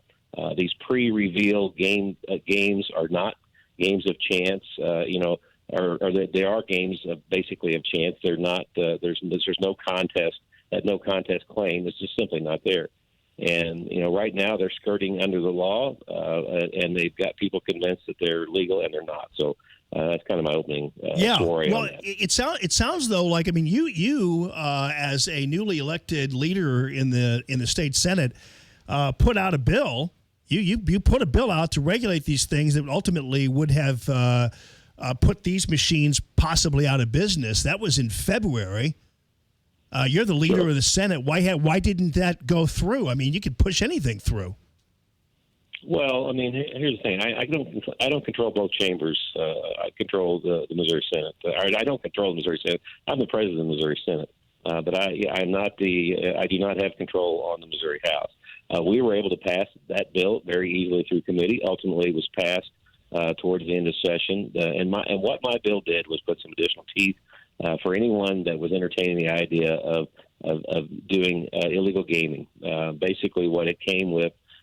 Penalty provisions that would remove that individual's liquor license, prohibit them from ever participating in gaming and or any lottery, games of that nature and things there. We wanted to make sure that people that have questioned, the people out there that know these things are illegal, they're very clearly aware of it.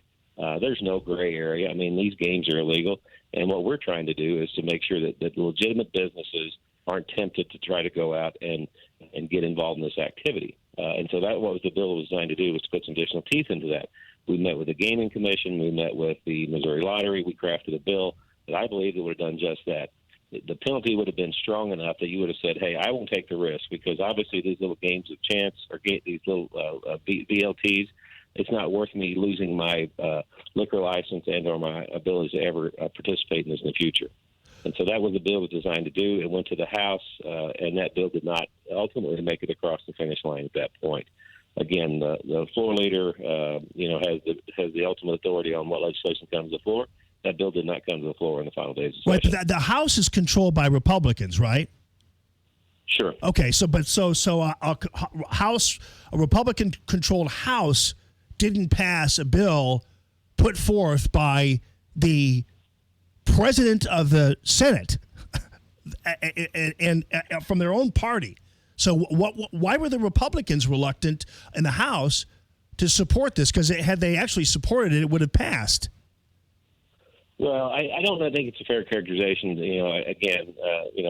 Rob Vescovo is the majority floor leader in the House. Elijah Hart, the Speaker of the House. We were into the final days of session. There's a lot of legislation that is on the table, obviously, and we were a part of a House bill that my legislation was amended onto a House bill. I believe Cody Smith was the carrier. That was his House bill that bill was amended to. It's quite possible that there were other places where that legislation that he had that legislation on other particular bills. But I don't think there was any. It was just one of the things that we ran out of time. Obviously, it was on the last. I believe it was on the final day of session. Whenever we were to get that amended on a particular bill, in hopes that it would make it across the finish line. Unfortunately, it didn't do that. We didn't push that bill early on as far as trying to get floor time from the Senate bill and take it through the process. But we should have. We should have worked a little harder, and I think we could have got that accomplished. I think the majority of people believe that legitimate gambling things that the voters have approved are fine, but illegal gaming and things that are one thing, Jamie, is it's affecting our lottery proceeds. Lottery sales are down where these illegal games are being played. We're seeing, they're poaching lottery sales, and we're seeing a decline of state revenues that ultimately end up in the education coffers, and they're basically going into these games, and we're not sure where those profits are going, but it's not going into the education coffers like what the voters approved in the 1980s. So if all that's true, and they are doing, and these are doing what they're doing to the lottery proceeds, and they are illegal according to the attorneys, even at the Gaming Commission, the governor could easily order these machines, all of them, throughout the state seized. Correct? Well, no, I don't think it's that simple. That's one thing, Jamie, that we've been having difficulty in, because it is on a, we have prosecuting attorneys in every county. And law enforcement agencies in every county of the state, obviously, they're the ones that are deemed to uphold the laws of the state. Now, they have to go out, make the arrests, make the seizures, create and collect the evidence, and take that to a prosecutor in order for a prosecutor to prosecute a case. I've met with the Attorney General of the state of Missouri, had meetings on this particular subject, and asking, why can't we get something done? The Attorney General does not have original jurisdiction. The governor doesn't have original jurisdiction. That jurisdiction lies within those county and those entities and those prosecutors in order for them to do their jobs. But and I've met with our local prosecutor here in Franklin County, but it would require our sheriff or the highway patrol or a local law enforcement to bring him a case, bring him the evidence, and he would prosecute that case in this county. And so that's why we're seeing a hodgepodge of these cases that are beginning to pop up. But we're going to see more. We put money in the budget specifically for added additional enforcement and highway patrol officers that will go out and they will create these cases and they will take them to prosecutors in the respective counties, the 114 counties across the state, and that is a big state in order for them to get around and then find these machines and then take them to a prosecutor and have these cases prosecuted. But we fully intend to do that.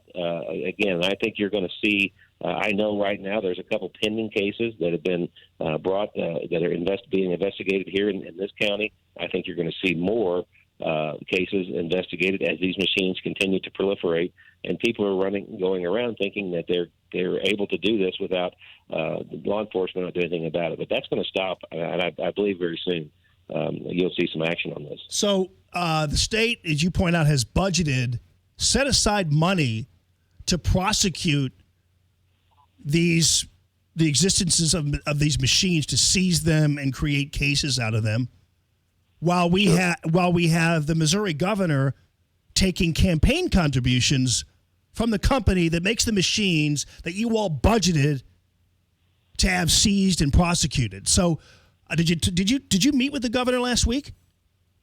I did, yes. And did you ask him or tell him to return the campaign donations from a company that is proliferating illegal gambling in the state of Missouri? Well, I think first and foremost, Jamie, we have to be fair about the fact that this is not the governor personally taking funds. This is a PAC that is created that supports the governor. The governor does not have the ability to coordinate with a PAC or to basically take or spend any of those resources or return any of those resources. So we have to be fair in the fact that is not the governor's campaign committee that's doing that. That's obviously a PAC that is created that supports the governor. So it's not the governor does not have any direct control or of whatever resources are being put together to support the governor in that fashion. So I think that we have to be fair characterizing where those funds are actually going into. Well, his name is on the PAC, though, basically, right? I'm not. Again, I'm not just sure saying. What I'm just saying. What I'm trying to say, though, is that you all are.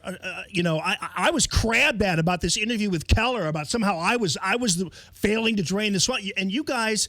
We're seeing all these illegal machines. Everybody's talking about how illegal everything is. You set aside thing, and we've got the head of the Republican Party. His PAC taking campaign contributions from these guys. I'm like, okay, so again, who's going to? I don't believe. Here's the thing: when you understand campaign finance law, the governor does not have a PAC that he's created. The governor has a campaign committee that supports it, and I'm not sure what the name of it is, but whatever PAC that you're talking about is something that's separated from the governor. Yeah. So ultimately, we have to make sure that we make that determination. Again, campaign finance laws, when Clean Missouri passed to change things, candidates are only allowed to take individual contributions, from up to $2,500, and so campaign contributions in excess of that $2,500. If they're going into a PAC, that individual does not have any control or management of that PAC. They do not have the ability to control the ability to deny, the ability to send back, or do any of those things, Jamie, when it comes to what PAC is created out there. One thing you'll find, and you'll see advertisements are run, they'll be paid for by such and such, and it will tell you truly who's paid for that ad or whatever's going on there. But again, that's not anything the governor has control over, and so I don't think the governor would promote or desires to see illegal gaming. One thing Mr. Keller said, on the radio last week was that the pro tem, have been looking at video, and basically alluding to the fact that I supported the expansion of video lottery terminals throughout the state. And I think that is not a fair characterization of really what was going on there. There have been bills filed in the legislature, Jamie, that wants to expand VLTs throughout the state, somewhat like what Illinois has done. I have no desire to see that. I go into these convenience stores and places where these games exist. The employees that work there are saying these are the worst things. We want them out of here. We are not a casino, and they're seeing these people come in there, at all hours of night playing these games. Obviously, people that really don't have the means to be playing those games. And again, I do not want to see Missouri every time you stop at a gas station, a grocery store, or whatever, that you feel like you're walking into a casino. We have legal gaming here in the state of Missouri. It happens at Riverboat casinos, and that's where I'd like to see it stay. No, I completely understand the aesthetics surrounding the whole thing. I'm sure it's disturbing to some people. I guess I don't see the difference between just you walk in, you buy a scratch off, and you go into your car. But I guess that's better than scratching it off right there at the counter. I get it. But the thing that's confusing to me, though, still is that even if it is the governor's PAC, I mean, somebody can say something about how, hey, this is a bad look for Republicans, and certainly you have some degree of sway as president of the state Senate, Republican president of the state Senate, to say something to maybe even the PAC. So how did the governor address this? Like, what did he say when you met with him, and what did you say to him? Well, again, we didn't meet particularly on this topic. Obviously, we were there on a few other issues. Obviously, we're very excited about the fact that we were just successful in the bonding, the INFRA grant came in. We had some conversations about that. We had some other conversations about some things that were going on from a budgetary standpoint. But we had a meeting with myself, the majority floor leader from the House, the appropriations chair and the budget chair were in this meeting with the governor. And we were talking about some of the budget things and different, things of that nature. So we didn't go into, this particular line of subject. And so I haven't personally sat down and had a conversation with the governor as to, what's going on. And I'm not sure. And I know the governor has been, he's been very busy. I've been busy myself, and so I haven't specifically had time to have a conversation on this. The governor knows where I stand. His staff knows where I stand on. And he understands that we want to eradicate illegal gaming, and so he can, speak to the concerns that you may have as to where and how he should be responding, to whatever dollars are going into the PAC. Yeah, I just think it would kind of move things along a little faster in terms of getting some ruling on this whole thing about the legality of these machines, if the governor would get a little more involved and maybe not be tied in, even if it is indirectly, to the proceeds from these illegal machines. But again, that's not your it's not your one to defend. It's probably his. One thing I will tell you this, Jamie, because I think there's been a hesitancy for some time now because of the what I would consider the nature of these machines. A lot of them are in fraternal organizations, VFWs, bear clubs, things of that nature. And those things are kind of going on behind the scenes, and it's kind of low hanging fruit. And I haven't specifically spoken to my sheriff, but I have spoken to local law enforcement. I mean, they do have things that probably what they would consider probably on a higher priority when we're talking about crime, drugs, and things of this nature. That's why these machines have kind of gone for a while, really kind of gone under the radar, and no one's put an emphasis on there. But I have brought this, I believe, I've brought a lot more emphasis to this by filing legislation, trying to bring it to the forefront, making sure, because I've seen, what we've seen occurred with lottery receipts. I've met with the Lottery Commission. with the director of the lottery. And we understand as the conversation goes on about whether or not we expand VLTs throughout this state, what the impact could ultimately be to what's being deposited to education through the lottery receipts and the problems that exist about that. Jamie, we will probably have an interim committee that will look at that. We'll look at the effects, the revenue effects of that. But again, that's something that's going to occur. And I think you'll see a strong push here for the next legislative session to file legislation, pass legislation that eliminates illegal gaming, and we'll have the conversation on any new opportunities throughout our state. But I don't think it's very likely that those things are going to get enough support to get done throughout the state. Senator Schutz, how were you first made aware of this issue? Here's the thing. I frequent a gas station. I'm addicted to Diet Coke. And so one of my favorite stops, these machines are right there every day. I walk into this machine or into this gas station as I go in to purchase a Diet Coke, my caffeine for the day. And I see these machines. I see the people that are playing them. I see they're unsupervised. I see that there's no way that they can be policed in the way that the Missouri Gaming Commission has the constraints that we have over casinos. We don't know that they're being verified, what kind of payout there are. There's a lot of reasons when I see these things, but every day I walk in there and I see these things going on. But I've been aware of them in these organizations for years. It's going on, but right now it's going at a rapid pace. We're seeing them deployed, throughout the county. I know multiple locations in Franklin County. I know multiple locations in St. Louis County. And again, unless they're stopped, they're going to continue to be deployed. Yeah. But I think you're going to see that soon. Well, I noticed that Senate District 26 has the highest number of bingo halls in the entire state. So Franklin County has 10 and St. Louis County has 37, although you don't cover all of St. Louis County. And so your district actually has the highest number of bingo halls of any district in the state of Missouri. Did you hear from them too? Or are they feeling some? Because I know bingo Amendment 4 had to be passed to help them out, but bingo has been a problem. Did they complain too about these machines? Well, I do know. This was not part of my district, but I do know that there was a local VFW that operated bingo license in St. James, Missouri, that asked.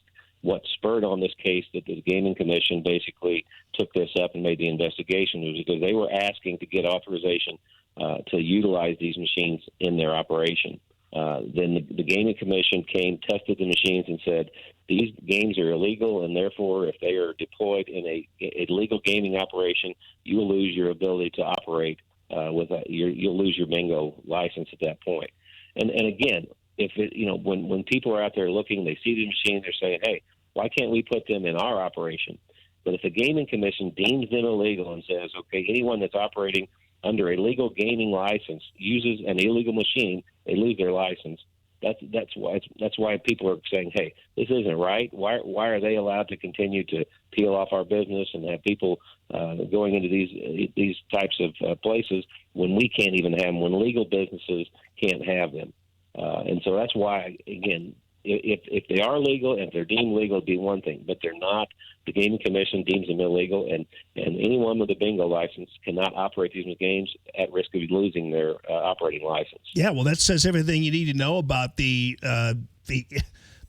machines. Then, so I'm surprised there hasn't been more action taken on them. But I'm assuming your bill is going to be reintroduced then in the fall, maybe in a different form or whatever it is.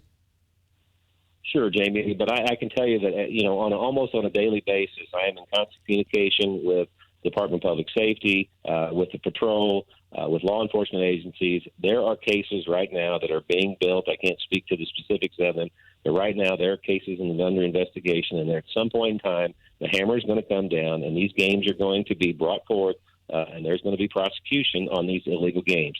We've already seen cases in Florida. We've seen cases in Ohio. We've seen cases in Iowa. All of them have, the same, they try the same thing, the pre-reveal, no chance, and they all come out same outcome. They're found out they're deemed that they are illegal according to what our statute allows in this state, and eventually we will prevail in a court case that will prove that, and then these games will go away. One thing I think, Jamie, that I think is critical is because I believe what these games are designed to do is they believe that VLTs will be passed throughout the state, and they're trying to create placeholders for these machines. They want to establish a relationship with those businesses. So if we ever do legalize video lottery terminals in the state, they will be the preferred vendor. They will already be there, and they will be able to put legal machines in those places. That's all they are right now. They're placeholders. And again, it's kind of like the Oklahoma Sooners trying to get there before anybody else. That's what these things are designed to do, and that's what they're doing right now.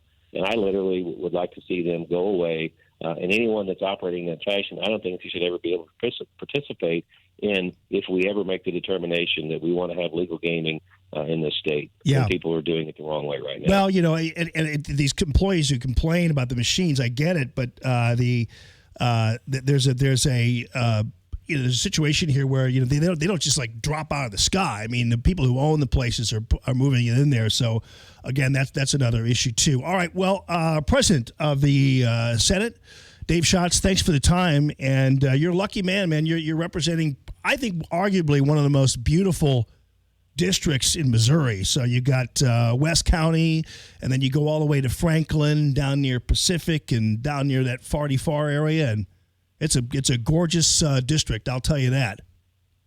Well, I do. I believe it's God's country. Yeah. And we have a beautiful state, but I'm very fortunate, again, to be able to represent the 26th Senatorial District. And, again, I'm very blessed. All right. Well, thank you very much for calling into the show, and we'll keep in touch about this. All right, appreciate it. Thank you, James. That is Dave Schatz, the president of the state senate.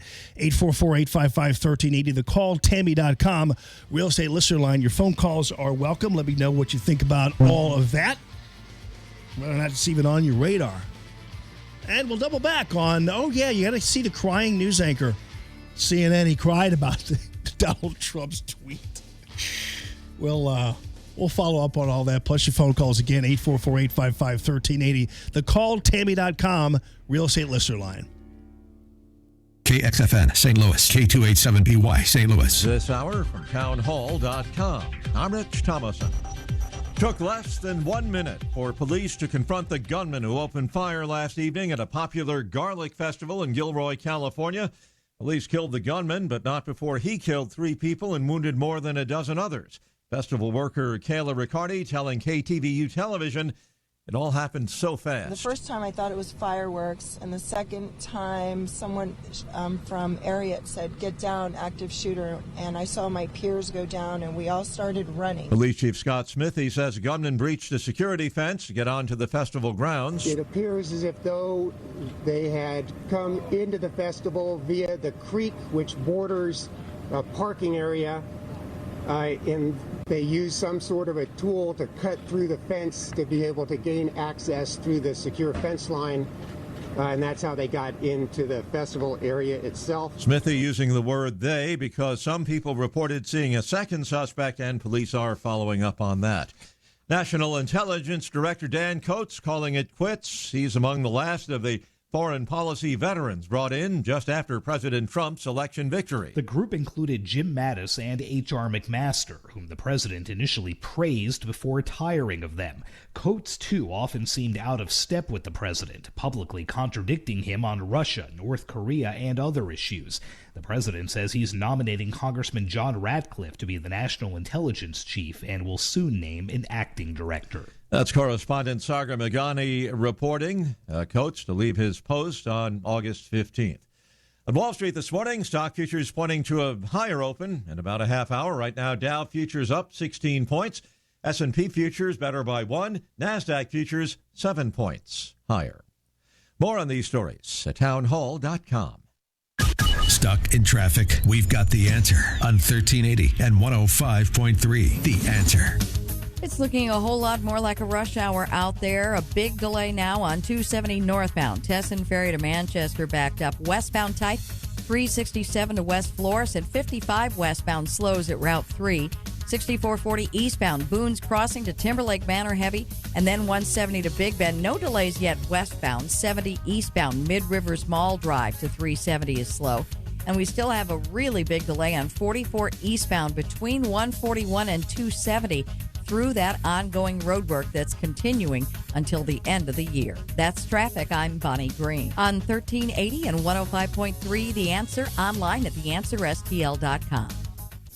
1380 The Answer. Weather. Today, variable cloudiness. We'll see a shower or thunderstorm around. It'll be humid with a high of 84. Partly cloudy tonight with a low of 69. Tomorrow, mostly sunny and pleasant. We'll see a high of 84. A starlit sky tomorrow night with a low of 65. Wednesday, pleasant with times of clouds and sun and a high of 84. I'm Jillian Ford with your St. Louis Metro forecast on 1380 and 105.3 The Answer.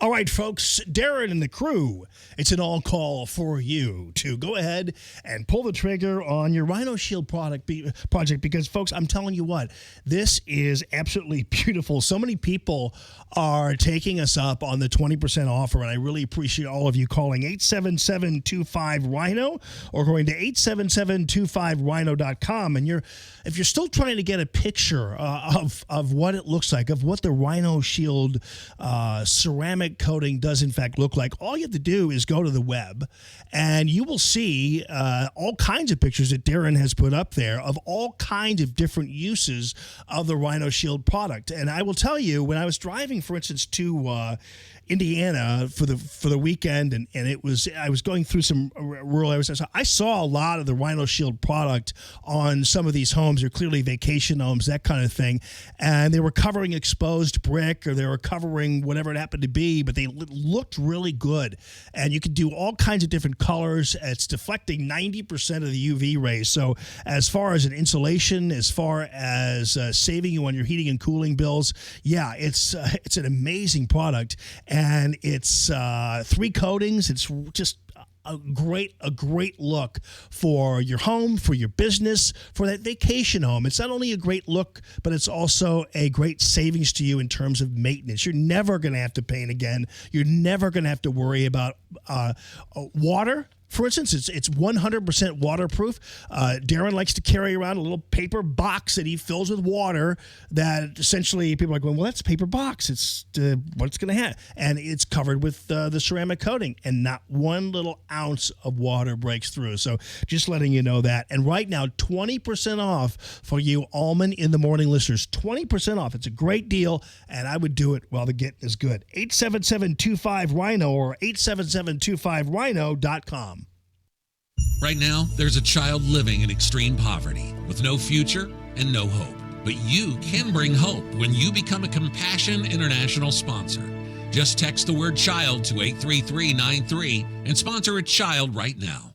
Arrowhead Building Supply is the area's only Provia siding supplier. Provia Siding, formerly Heartland Siding, has a long-standing reputation as a St. Louis favorite for its quality, durability, and color selection. Not to mention those famous heart-shaped weep holes contractors know and love. Recognized with the #1 recommended Cedar Max insulated siding and #1 Best Buy Hartex siding, Provia is proud to provide you with a better alternative to consumer-grade exterior cladding. Visit your local Arrowhead showroom to see the full line of Provia siding products today. ArrowheadBuildingSupply.com. I'm Lou Dobbs. China trade talks resume tomorrow. Apple gets a warning. Chevron gets a thumbs up to stay in Venezuela. And Schwab USAA deal worth almost $2 billion. Those stories next. I'm Bobby Richards with today's 1 Minute Money Report. The New York Times recently reported on an unusual way Americans are making money. They found over 10,000 people who broke the golden rule of investing and became millionaires. The stories included people from all walks of life, including writers, professional bowlers, and blues guitarists, even a set of grandparents. We broke the golden rule of investing and turned $16,000 into $2 million.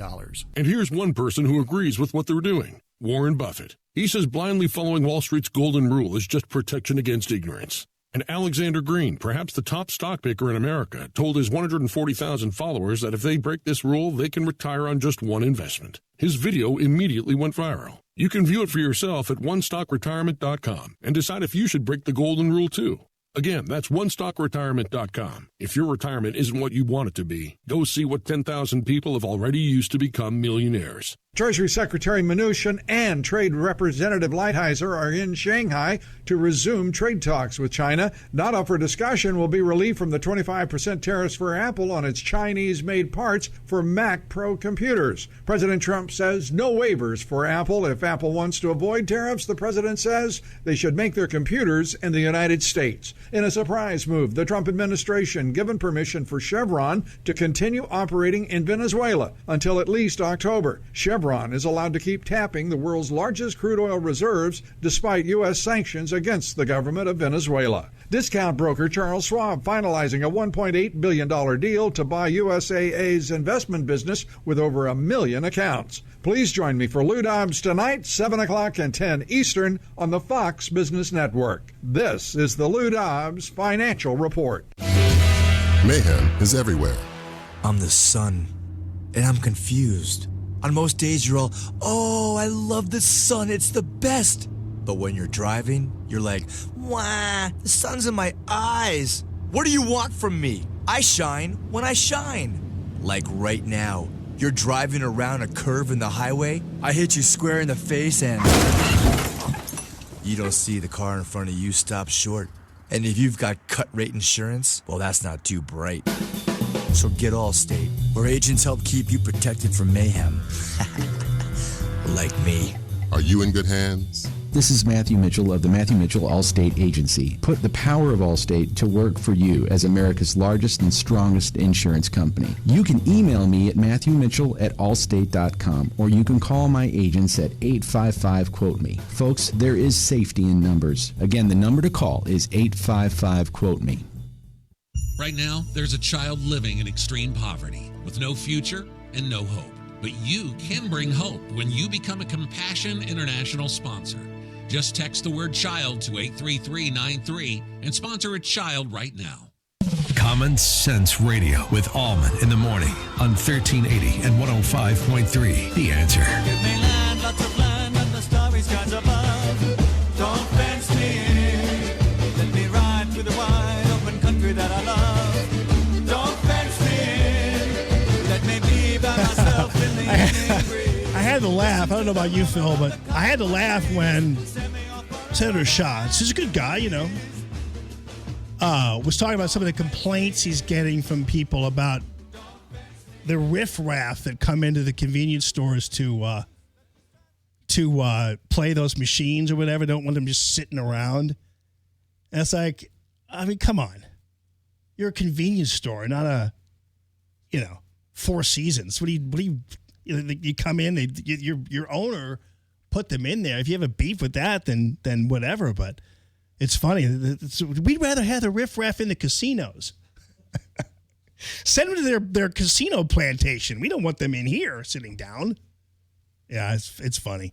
But again, my question throughout the whole thing was, if this is such a big-ass deal, then do something about it. And part of it actually is a little bit of I'll tell you the background in a little bit in the end about my relative growing infuriation with some of the people involved in this story. So I'll tell you more about that in a bit. In the meantime, though, happier times with the Gateway pundit, Jimmy Hoft. Jim Hoft, the Gateway pundit, how are you, buddy? Hey, good morning, Jimmy. Doing pretty good. Man, I have to tell you, you think that people would call us sickos or whatever else, but you'd think that all I did when I heard the reaction of the news media and of Bernie Sanders and of all the Democrats and the New York Times and everybody else to President Trump's well-deserved raking over the coals of Elijah Cummings and the admittance of what everybody knows to be true, that Baltimore is a hellhole, I actually laughed because I couldn't believe how these guys are so it took me basically 2 minutes to go to Google Baltimore crime, and see that every paper of record, including the liberal newspaper of record, they wrote an article called "The Tragedy of Baltimore." And they never were called racist. So I had to laugh at the hypocrisy of these guys. Yeah, unbelievable, wasn't it? And what's good is that we have a president who really doesn't give a darn. And this morning he even doubled down on his comments on Baltimore and brought up that Bernie Sanders just a couple of years ago gave a news conference where he said that Baltimore was a rat-infested dump. So it's not a surprise to anyone. it's really amazing that the left thinks they're going to win this argument by defending the conditions in Baltimore. It's unbelievable.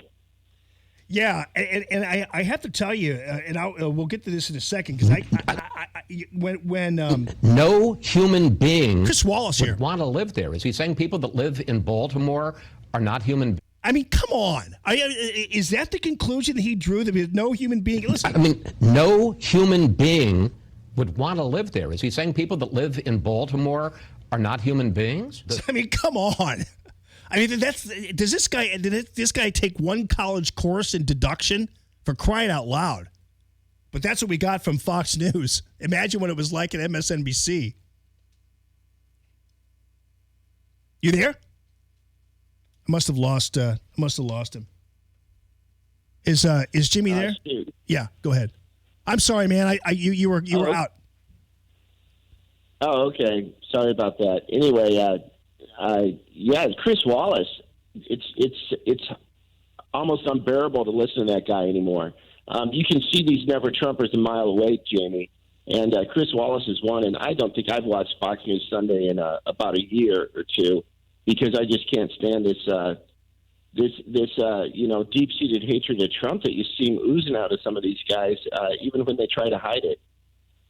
What do we know about this Gilroy Music Festival? You seem to be kind of on this quite a bit with a variety of different stories about it. What do we know about what really happened there? Gilroy, the garlic capital of the world, it used to be known as, kind of like almost like wine country, except garlic country. What do we know about what happened out there?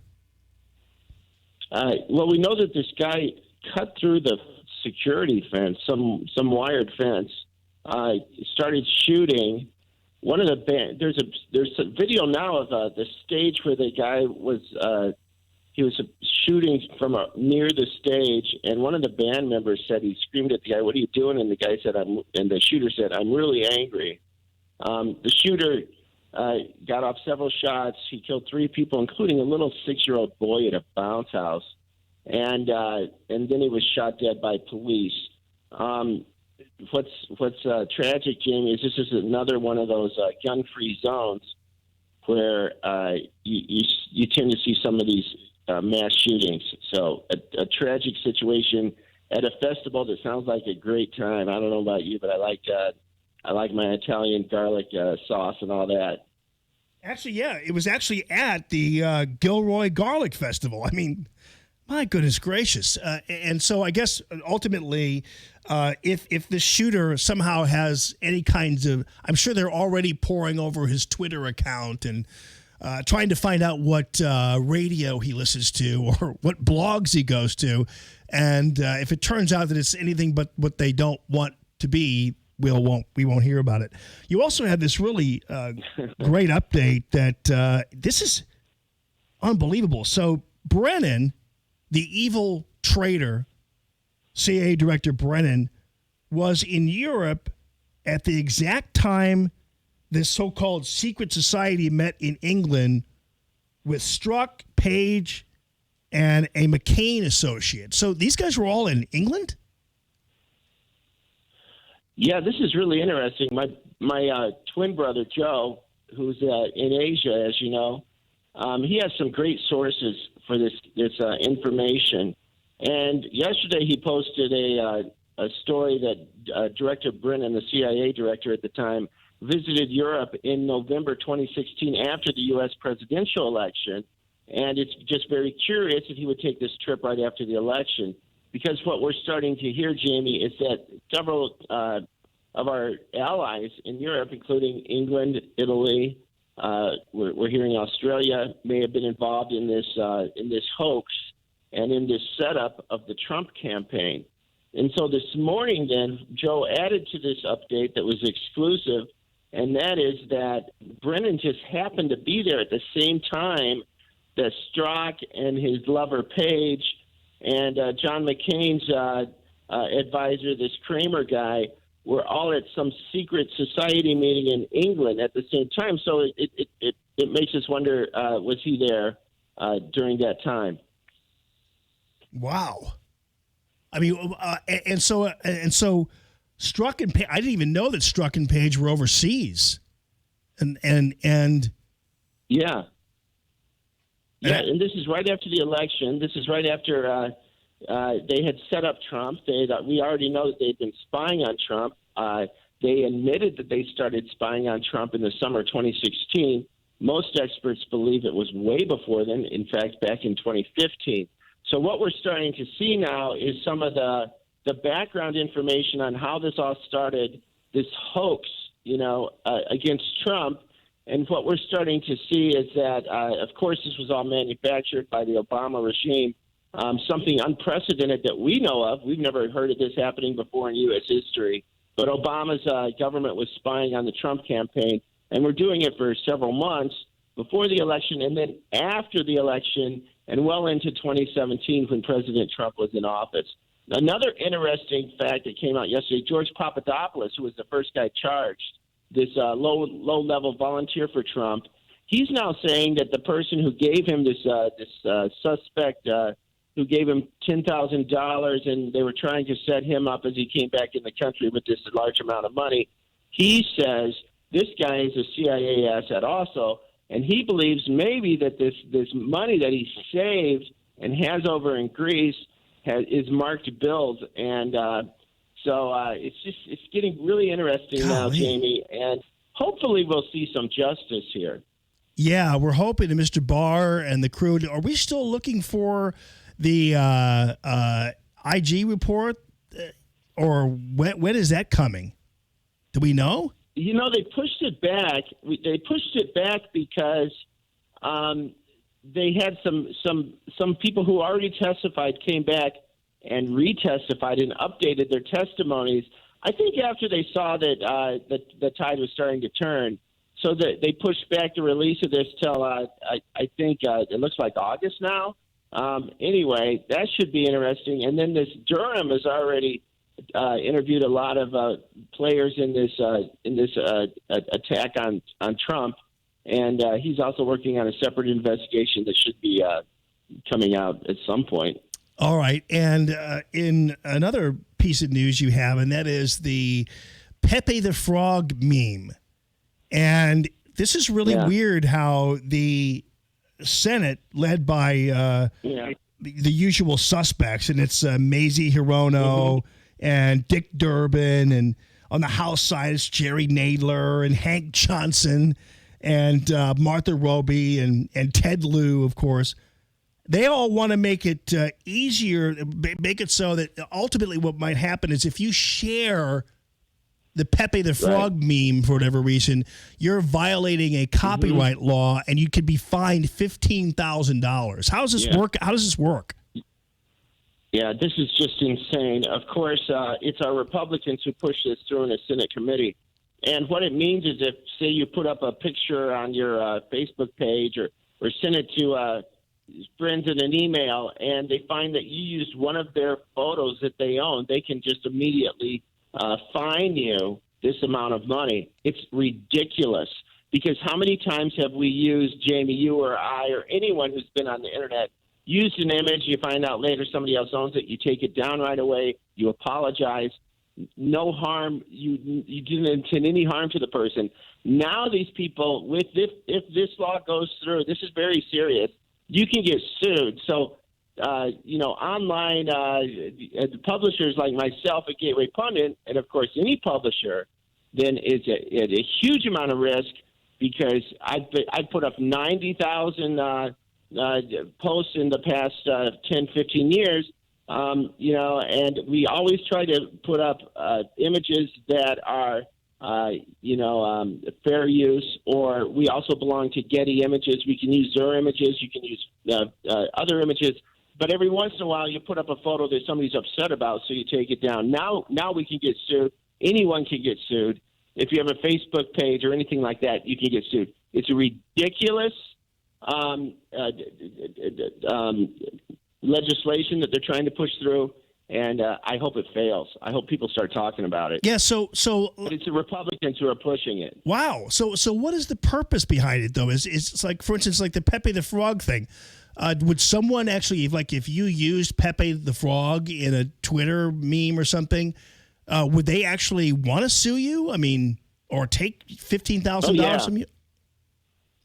Yeah, absolutely. The guy who did Peppy the Frog, and this is why this is interesting, is it was a cute little kid's frog, and then some Trump supporters started using it. He doesn't like that they're using it, so he's going to scour the internet and be able to sue all these hundreds of thousands of people who've ever used the Peppy the Frog image, who are pro-Trump. And this is where it's going.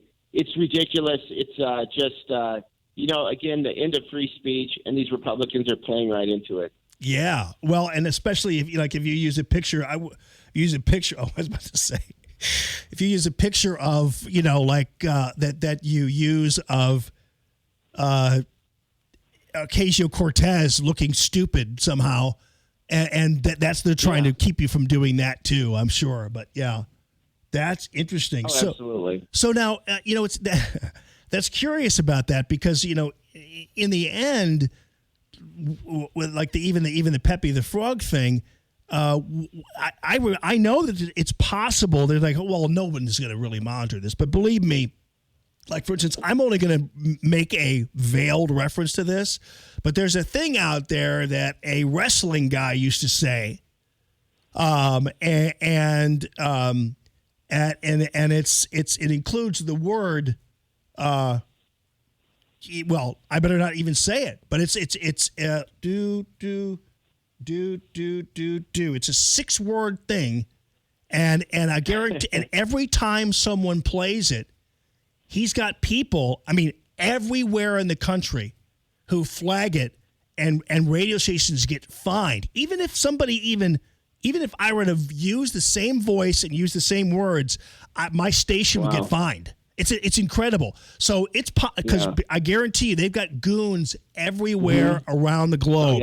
And so if this law passes, they're already there, Jamie. I got harassed one time. I put up a just innocuous photo. These people wrote me for months demanding that they started out at $120,000. They wanted me to pay them because we put a photo up that was from Google. We saw it, and that's why I tell my writers to be very careful. Make sure that they're fair use photos that you put up on your website. But they hounded me for months. And so now this just gives them, it creates a whole new industry to harass publishers and for copyright lawyers to pop up all over the country. Yeah. Boy, that's amazing. It can be done. So watch out for this. So why would the Republican committee push it out there, huh? Yeah. Yeah, they have no idea what they're doing. No idea. I don't think any of them know what the internet is. It's just, I know. It's ridiculous, you know? Yeah. So all right, they're trying Jimmy. to protect people's rights, which I agree with. Yeah. No, I understand. I think people who own property and who write songs and create art and all that kind of thing always are owed, the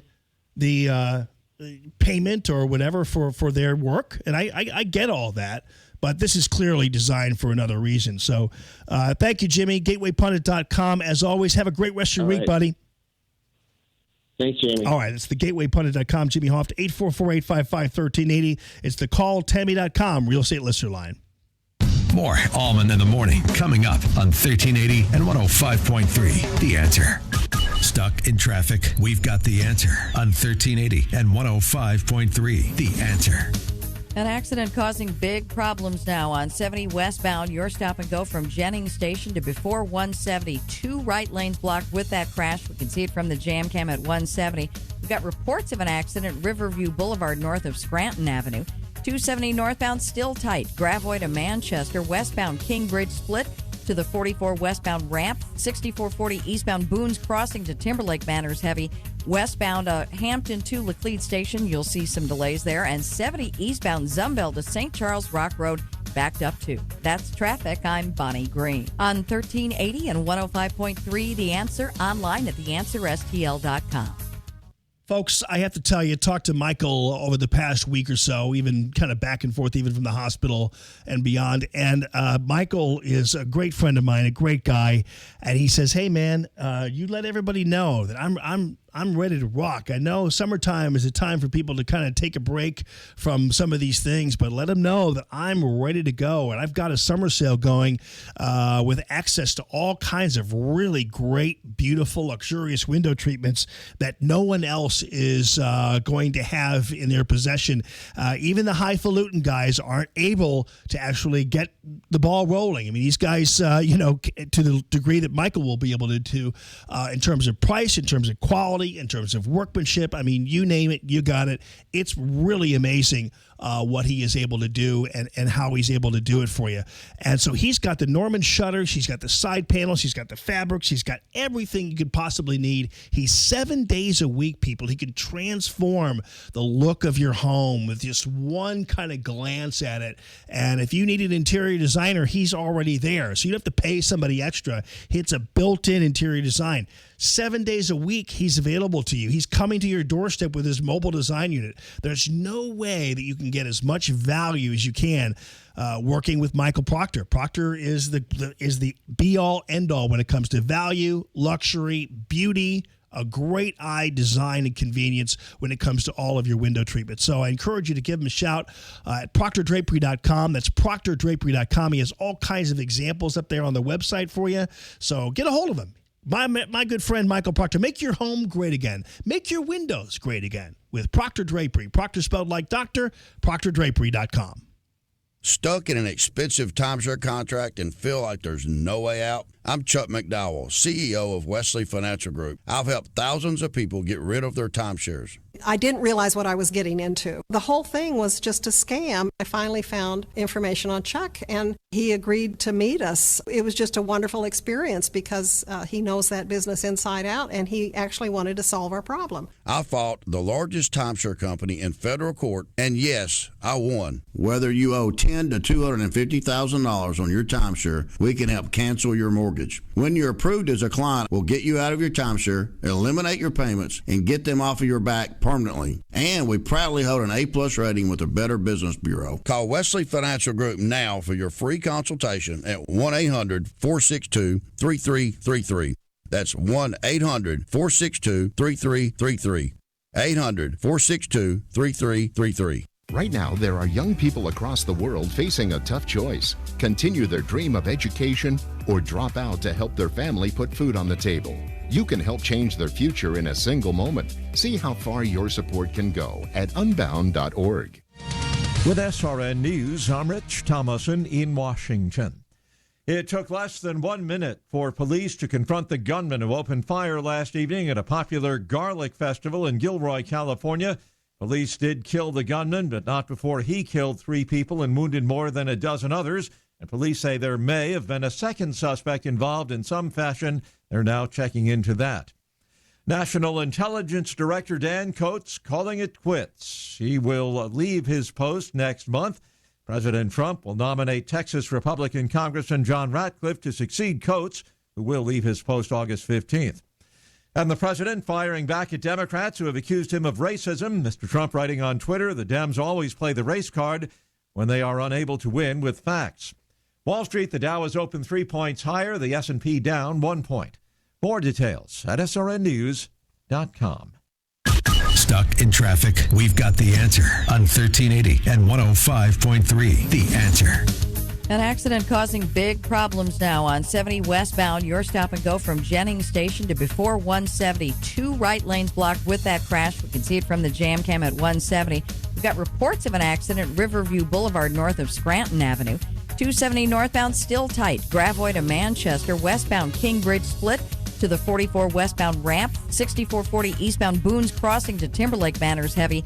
Westbound Hampton to Laclede Station, you'll see some delays there. And 70 eastbound Zumbell to St. Charles Rock Road, backed up too. That's traffic. I'm Bonnie Green. On 1380 and 105.3 The Answer, online at theanswerstl.com. 1380, The Answer. Weather. Today, variable cloudiness. We'll see a shower or thunderstorm around. It'll be humid with a high of 84. Partly cloudy tonight with a low of 69. Tomorrow, mostly sunny and pleasant. We'll see a high of 84. A starlit sky tomorrow night with a low of 65. Wednesday, pleasant with times of clouds and sun and a high of 84. I'm Jillian Ford with your St. Louis Metro forecast on 1380 and 105.3, The Answer. I will tell you, ThrottleNet is ready to rock for you as your IT bodyguard. And if you are a small business or even like a church or a charity or whatever it happens to be, and you're handling sensitive information, and you know what? Keep in mind, if the big guys, like if you're a Monsanto, or I guess it's Bayer now, but whatever it happens to be, you're who obviously can use the services of ThrottleNet and do. But when you're dealing with a big company, a lot of guys are scared away from that, the people who are trying to do nefarious things. So they're looking for smaller guys, smaller operations who might not be kind of tuned into what's going on. So they're looking for that small machine shop. They're looking for that small retail outlet. They're looking for that small financial services company. They're looking for that small healthcare services company to kind of prey on, poke into your system, and then either steal the information from you or lock it down and make you pay to unlock it. That's kind of the way things go. And they're after the people who they think aren't paying attention. And a lot of times, unfortunately, that's the truth when it comes to small operations who don't believe they can be targeted. Well, they're targeted on a regular basis, sometimes with results that absolutely just destroy the company. And you don't want that to happen to you. You don't want bad things to happen to your customers. And so this is where it's at when it comes to what you're doing here. So the reality is you have to get ThrottleNet on your side, ThrottleNet.com, and these guys are the white hats. They go in like the black hats do, and they will pretend to be the bad guys. They'll poke in, but unlike the bad guys, they'll fill the holes and take care of business for you. It's ThrottleNet.com. That's ThrottleNet.com. Check it out on the web. ThrottleNet.com, your IT bodyguards. Opening soon, the most amazing and user-friendly home exterior showroom in the entire Midwest. Arrowhead Building Supply's new St. Peter's facility simplifies life when it comes to choosing your new home exterior. Our 7,000 square foot showroom features a full-sized home as its centerpiece to give you a full perspective. It also includes the Arrowhead Cube home visualizer, allowing you to see what different products and colors will look like on your actual home before selections are made. Our massive product display wall is 100 feet long and 28 feet tall with more than 50 different roofing, siding, and stone ideas on display. Take the elevator up to the second floor mezzanine and view our show home at roof level. Learn and understand how exterior systems work, such as proper ventilation, and why they are so important to your home's health. While upstairs, visit our beautiful entry door interactive display and make an educated decision for your home's next entryway. Meet your contractor here or just come on in. You won't believe your eyes. ArrowheadBuildingSupply.com. Right now, there's a child living in extreme poverty with no future and no hope. But you can bring hope when you become a Compassion International sponsor. Just text the word child to 83393 and sponsor a child right now. Hey, want to talk with Jamie? Call 844-855-1380. 844-855-1380. And interact with Common Sense Radio. This is Allman in the Morning on 1380 and 105.3. The Answer.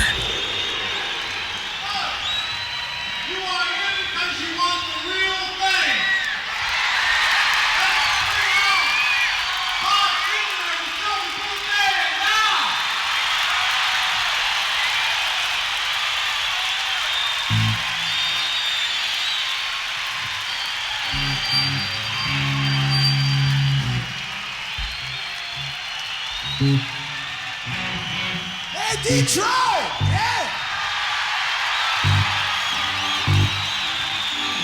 Woo!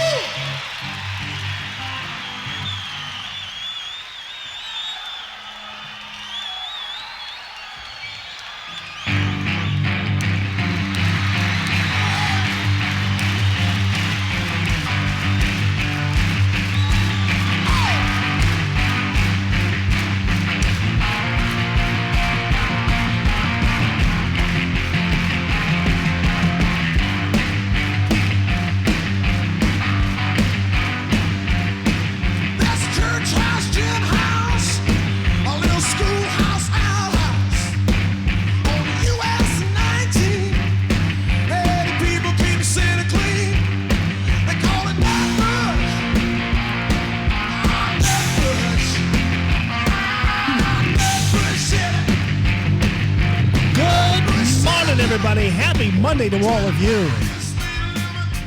Man, you just forget what a great artist Bob Seger is, man.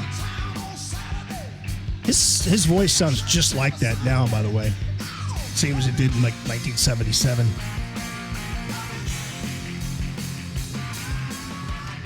Detroit, the Motor City Madman. No, that was Ted Nugent, right? Either way, still, I think Seeger is a Detroit guy, so I don't know. I thought he was a Michigan guy, at least. Born in Nutbush City. Come on, man. Yeah. Detroit. Probably better off than it was before President Trump was elected. Did you guys know, by the way, that President Trump, when he was first elected, he told these cities, he go, you know what? If you declare yourselves, if you want me to declare you a disaster because of your crime and your poverty and everything else, I'll do it. And I'll give you money. But none of them wanted to do it. And as I told Mark Kaysen earlier, of course they didn't want to do it. Because first of all, you'd have a Republican helping them right the ship as it relates to their city. And I'm not saying it's a good thing just to throw money at something. I'm not saying that. But still, the sentiment was there. And so they had a chance, but they didn't want to do it. You know why? Because in my opinion, disaster and pathology and poverty and imaginary racism, that's their main card. When things get better, people get smarter. When things get better and people make more income, then they start to realize that, you know what, Democrats want to take more of their money. When they start becoming normalized in our nation's economy, they become more conservative. But if you can keep them down long enough, if you can keep them depressed long enough, you can stay in office forever as a Democrat. Lacey Clay, remember his last campaign? Ferguson lighting fires and hoods and, you know, the Klan and blah, blah, blah. He was scaring his people. Trying to trick them into believing that if Lacey Clay weren't in office, the Klan would take over. Nancy Pelosi in San Francisco, that place is a hellhole. I'm glad President Trump pointed that out. And then you've got, of course, Baltimore, which every single publication, every single news media publication of record called the place a hellhole. When President Trump did it, who was a hated white man, everybody claimed racism. I'll get to the crying anchor in a second because that was the funniest part of the day. It was the anchor from Baltimore crying over what the president said. He knows damn well that these people need help. In fact, they said it themselves. I'll play you the sound, but you probably heard it by now. The woman on Twitter, she was saying, "Hey, Trump's right. Trump is right." You know, we think Democrats care more about Guatemalans than they do about us. It's pretty true. But the more you can talk about Guatemalans and less about having to help your own people, the better off you are. You just keep those people. Those people are on my liberal plantation. They'll stay there as long as I keep telling them how terrible they're going to have it without me. So that's their currency. That's what they do. They keep scaring and menacing, and they keep you choked and suffocated. Keep you starved, keep you hungry, and keep telling you that without you, it's almost like a political Munchausen syndrome, where it seems to me, if I didn't know any better, some of these politicians actually screw things up purposely, just to keep people tied to them, just to keep people dependent on them. It's kind of weird, but it's a thing. It happens. And it's systematic in the Democrat Party. So it took me 2 minutes to dial up all these headlines. The New York Times at one point did a whole article, and the headline was "The Tragedy of Baltimore."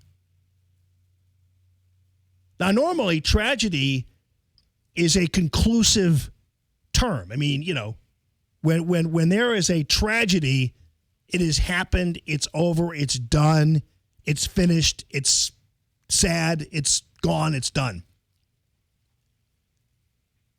So the New York Times, basically, the tragedy of Baltimore, if anybody's writing off Baltimore, it's the New York Times. But that they weren't called racist when they said that.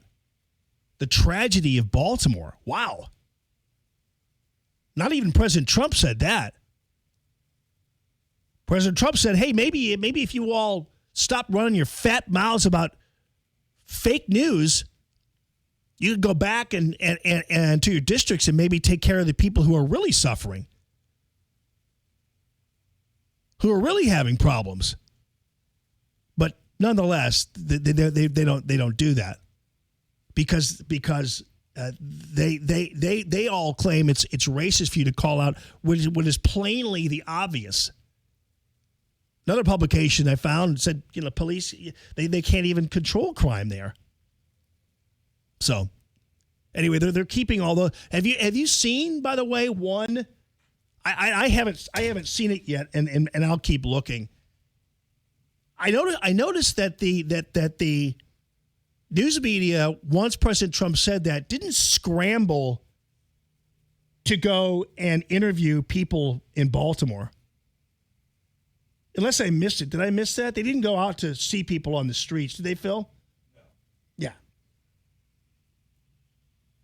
They didn't go out and suddenly interview the people on the streets going, did you hear what President Trump said about Baltimore? He said it's infested and it's crime-ridden and it's a terrible place. Because you know why? You go to any place in the inner city in Baltimore, they'll tell you, he's right. But you notice they didn't have a big group of Baltimore residences responding to this. At least I didn't see. Because I guarantee you go out to the streets in Baltimore and you talk and you talk to anybody on the street there, and you tell them, did you, if actually news crews even felt safe enough to do that. They're like, dude, can you believe what the president said about Baltimore? Yeah, it's true. This woman was interviewed by somebody on Twitter, so. World. I was so excited when Ms. Kim told me how many hits that we got and that the president actually responded to Elijah Cummings. And what he said was definitely true. He hasn't done anything for us. For the last, I think he's been in office over 20 years? 30? Okay, so I was like 18 back then, and he hasn't done anything for us. No cookouts, no shoe giveaway, no clothes giveaway, nothing for the. And then y'all want to know about the houses. He hasn't done anything. Today is Saturday, July the 27th, 2019, not 1819. It's today. It's a little bit after 6 p.m.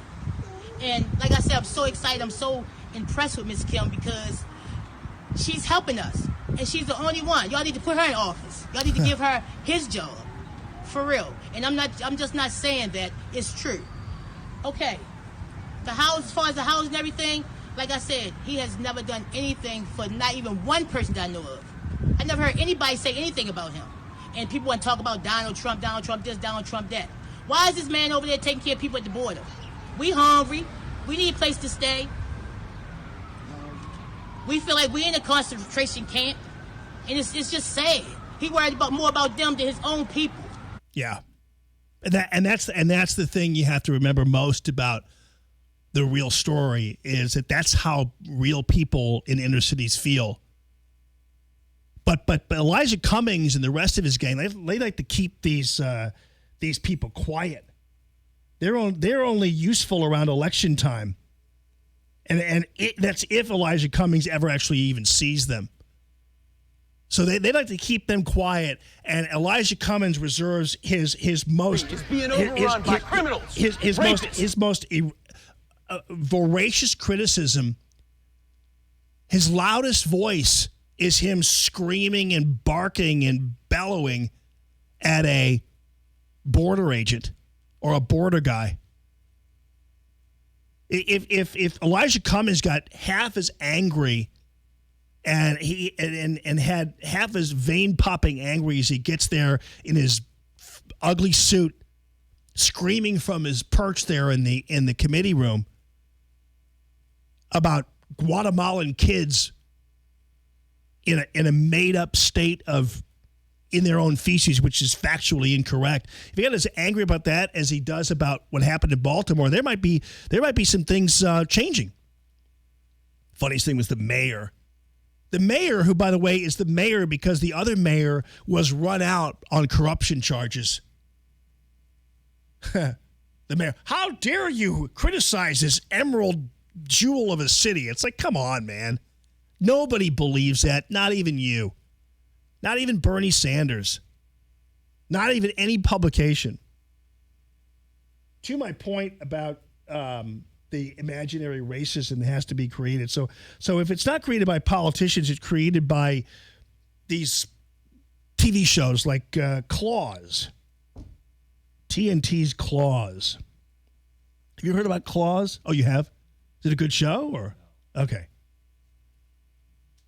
And it's a show called Claws, so it's a popular show on TNT. So this episode is titled, What is Happening to America? So this guy, Bryce, is being targeted by a group of white supremacists who have discovered that he and Jennifer have an African-American child from Jen's past relationship with a black athlete. The group tracks him down to a rehab center for drug users that he operates with his father. So the mob is led by this guy, Chad Beauregard. They're outside his strip mall. The white guys are carrying torches, and some are wearing red Make America Great Again hats. Here. Is being overrun by criminals, rapists, and drug dealers. This strip mall is a perfect example. Yeah! This used to be a pharmacy where my granddaddy would take us for ice cream sundaes after church. And there used to be a carousel here in the parking lot where we could ride horses in peace. And so that's the leader of the mob, you know. Look around. There's used needles and happy hair weeds.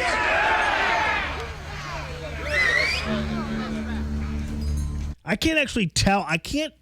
I'm looking at the hats. They're red hats with white lettering on the front, but I can't tell if they actually say Make America Great Again. I don't know why, if they're going to go that far, they would just stop at that point, but I don't know. I can't tell. You know, I always pictured this great country as a place where we could come together and celebrate our differences. We're black, white, brown. Spoken just like the radical left. Yeah. So this is the kind of stuff you get where you have the television producers and the others insinuating somehow that even the wearing of the Make America Great Again hat is like wearing a Klan hat. And it's how they've been able to, it's Orwellian in how they've been able to fashion this clearly, really normalizing normal type of political statement and support of a candidate into an emblem of white supremacy. And the news media and the politicians have done that. Because they make you feel like they're trying to keep you from wearing it, first of all. But they also have to lie to you and lie to their own people and say that that's a sign of evil and a sign of white supremacy. And you talk about divisive and you talk about promoting division. Don't you think that's promoting division? Don't you think there are a lot of normal people wearing Make America Great Again hats? Hey, Jeff. Thanks for calling the show, man. How you doing? Jamie.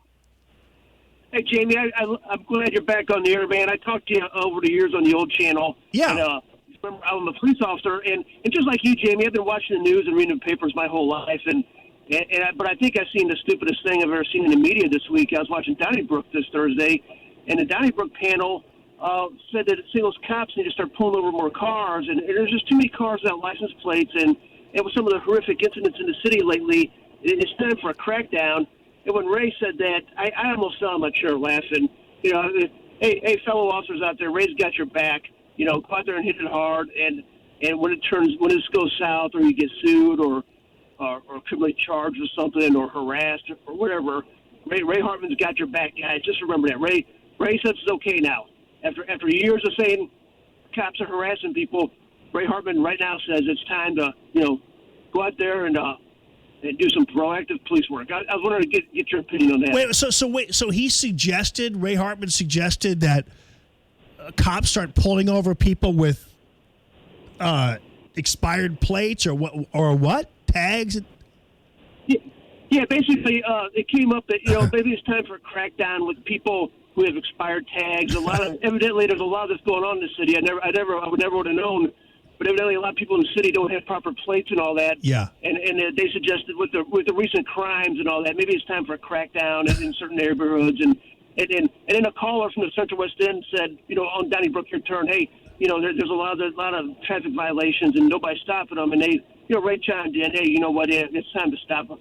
Okay, Ray, we got the thumbs up from Ray. It's all good now. Yeah, and then the minute you do, you're a racist because you pulled somebody over and they happen to be black or whatever else. If you're in the inner city, you're going to find more black people there than white people in North at least.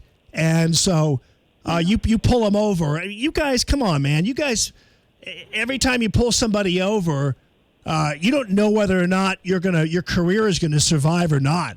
That's the bottom line. That's why you don't have the kind of policing we had in the old days. If you remember we had the crack team and Ron Clyer and those guys. They'd never be able to do that now. No, but I just like telling Ray, hey, Ray, that ship sailed. I don't think it's coming back for a while. No. Don't get me wrong, Ray. Don't get me wrong, Jamie. I still do my job. Yeah. I do, I take pride in it. But for someone who's bashed the cops for his whole career, and especially in the last few years since Ferguson, that was the whole narrative, man. Police are harassing people now on their terms. They got the unmitigated gall to come out and say, "Hey guys, start doing some car stops and all that." Okay. Yeah. Hey Ray, for one thing, Ray, these guys are running call to call. Some of them literally, even if they wanted to, some of them don't have time. Yeah. Right. Yeah. Yeah. I'm hearing a lot of. I saw my chair laughing. Yeah, I'm really hearing a lot of loud mufflers these days. Cops ought to get on that right away. I'm really the loud mufflers and all the boom boxes. Remember they were trying to regulate people's, all that loud rap music coming from the cars. The police ought to really, yeah, right. The minute they do, suddenly it's like, this is over-militarization of the police. Shame on you. We get it. Jeff gets it. He still does his job. I mean, his law enforcement people will do that. But they understand fully what's at stake when they're doing all of the white liberals crap work. 844-855-1380, the call, Tammy.com real estate listener line. More Allman in the Morning coming up on 1380 and 105.3. The Answer. Stuck in traffic? We've got the answer on 1380 and 105.3. The Answer. Some good news out there. That crash on 270 northbound after Doherty Ferry has cleared. The delay hasn't yet, though. You're backed up from Gravois. We're still looking at a good-sized heavy spot on 44 eastbound Bowles to 270, stop and go into that ongoing road work. 6440 eastbound Boone's Crossing to Timberlake Banner slows, 170 to Big Bend. And then westbound on 6440 Hampton to Laclede Station, 70 eastbound 94 to St. Charles Rock Road. You will see a good-sized delay there. Westbound 70 Lucas and Hunt to 170 slow. That's traffic. I'm Bonnie Green. On 1380 and 105.3, The Answer, online at theanswerstl.com. Hey, Tammy Mitchell-Hines, thank you so much for putting your esteemed name and your company, all of your people, attaching them to my radio show. I appreciate that. I've heard your name for years and have always wanted you as an advertiser on the show, at least to speak about you. And here you are. And I appreciate your support of free conservative radio and of Common Sense Radio. And I love supporting a business that really is all about, not about politics, it's all about action. It's all about getting the job done. That's really how we're all sharing in our commonality. And so Tammy Mitchell Hines and Company, they're selling 30 homes. 30 homes. One home every 30 hours. So that's 30 homes every, okay. You know what I'm talking about? Their prowess in terms of selling your home and getting your home sold is just outstanding and amazing. And you're going to love what Tammy Mitchell Hines and Company will do for you. And they're the largest independent real estate agency in southwestern Illinois. And that independence means they don't have a mothership hovering over them, telling them every time they turn around what they have to do here, what they have to do there. They can't do this, they can't do that. If Tammy Mitchell Hines and her company want it to happen, it'll happen. That's how it all goes. If you want it to happen, they'll make it happen for you. So I want you to check it out on the web, calltammy.com, and see also that she's going to take anybody. It doesn't matter whether your home is $200,000, $100,000, $500,000, $2 million, whatever it happens to be. She's going to take anybody, and she's very successful. And she throws in a moving van too, which is kind of one of those things where it's kind of new in the business, but everybody's kind of picking up on it. But it's a great opportunity for you and a great example of the kind of commitment that Tammy Mitchell Hines makes to you as a real estate agent, and also to her company where she is providing her real estate agents with cars and insurance and all that kind of stuff. So all they have to worry about is you, because you are the most important. Calltammy.com. That's calltammy.com. KXFN, St. Louis, K287BY, St. Louis. Do you owe the IRS or state back taxes that you can't afford to pay? If so, listen carefully, because you may qualify to have your debt dramatically reduced by up to 90%. You heard right. The IRS has made it easier than ever to settle delinquent tax problems through a federal program called the Fresh Start Initiative. Qualifying for this program may end any collection efforts against you, resolve your tax problem, and possibly reduce your back taxes by up to 90%. And all you have to do is make one phone call to Victory Tax Solutions. The IRS can garnish your bank account, pension, and savings. So don't wait. If you have unfiled tax returns or unpaid tax debt to the IRS or state, these special programs are available to you now. Stop your worrying and call the hotline at Victory Tax Solutions today to see if you qualify and potentially save thousands of dollars. For this free information, call 800-813-1105. 800-813-1105. 800-813-1105. Right now, there's a child living in extreme poverty with no future and no hope. But you can bring hope when you become a Compassion International sponsor. Just text the word child to 83393 and sponsor a child right now. News this hour from townhall.com. I'm Rich Thomason. Northern California's popular Gilroy Garlic Festival was drawing to a close when a gunman opened fire last evening, leaving 3 people dead, wounding more than a dozen. This is one of those press conferences you never want to have to give in your community. Gilroy Police Chief Scott Smithy. It's sort of a nightmare that you hope you never have to live in reality, but unfortunately we find ourselves in this circumstances where we have to live this today. The gunman, armed with a rifle, cut through a fence to avoid security. Police responded within 1 minute, engaging the suspect and killing him. Gilroy, about 80 miles south of San Francisco. There's been no word on a motive. 2 suspects still at large following shootings at a crowded community festival in a Brooklyn, New York neighborhood over the weekend. 1 person was killed, 11 others wounded. President Trump says he'll nominate Texas Republican Congressman John Ratcliffe to succeed Dan Coats as National Intelligence Director. Coats says he'll step down next month. Back to work this week for negotiators and the ongoing U.S.-China trade talks. Treasury Secretary Steven Mnuchin says the new trade meetings on Tuesday and Wednesday will take place in Shanghai, where the U.S. and China conducted diplomacy aimed at normalizing relations during the Nixon administration. So I take that as an important step that they really are sincere in wanting to move forward. The White House says this week's discussions will cover a range of issues, including intellectual property, agriculture services, and the trade deficit. Greg Clugston, the White House. It could have been ISIS, but then again, it might have been the Taliban. There's been no claim of responsibility for a deadly attack in Kabul, Afghanistan. At least 20 people killed, about 50 others wounded in that attack. On Wall Street this hour, stocks modestly lower right now. The Dow is down about 11 points. The S&P 500 index off 10. The NASDAQ is down 64 points. More on these stories at townhall.com. Stuck in traffic? We've got the answer on 1380 and 105.3. The Answer. One accident has cleared, the one on 270 northbound after Doherty Ferry. That's out of the way, but you do still have that backup. It starts at Gravois. We've got a new accident, 370 eastbound, a right lane blocked after 70. We can see that from the jam cam on 370 at Spencer. 44 eastbound, just a little tight now, Bowles to 270 with road work. That delays dropped way down. 6440 eastbound Chesterfield Parkway west to Timberlake Manor. Then 170 to Big Bend. Westbound Hampton to Laclede Station Road slows. And 70 eastbound from 94 to St. Charles Rock Road. That's heavy. That's traffic. I'm Bonnie Green. On 1380 and 105.3, The Answer, online at theanswerstl.com. 1380, The Answer. Weather. Today, variable cloudiness. We'll see a shower or thunderstorm around. It'll be humid with a high of 84. Partly cloudy tonight with a low of 69. Tomorrow, mostly sunny and pleasant. We'll see a high of 84. A starlit sky tomorrow night with a low of 65. Wednesday, pleasant with times of clouds and sun and a high of 84. I'm Jillian Ford with your St. Louis Metro forecast on 1380 and 105.3, The Answer.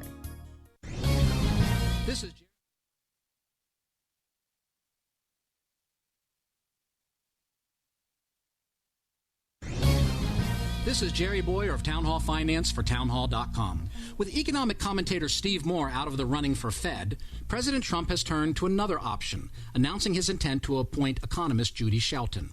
Dr. Shelton is a superb choice. Years ago, Shelton was one of the very few analysts to predict the fall of the Soviet Union long before it happened. Her conservative commitments are rock solid, having directed the Sound Money Project at the Atlas Foundation.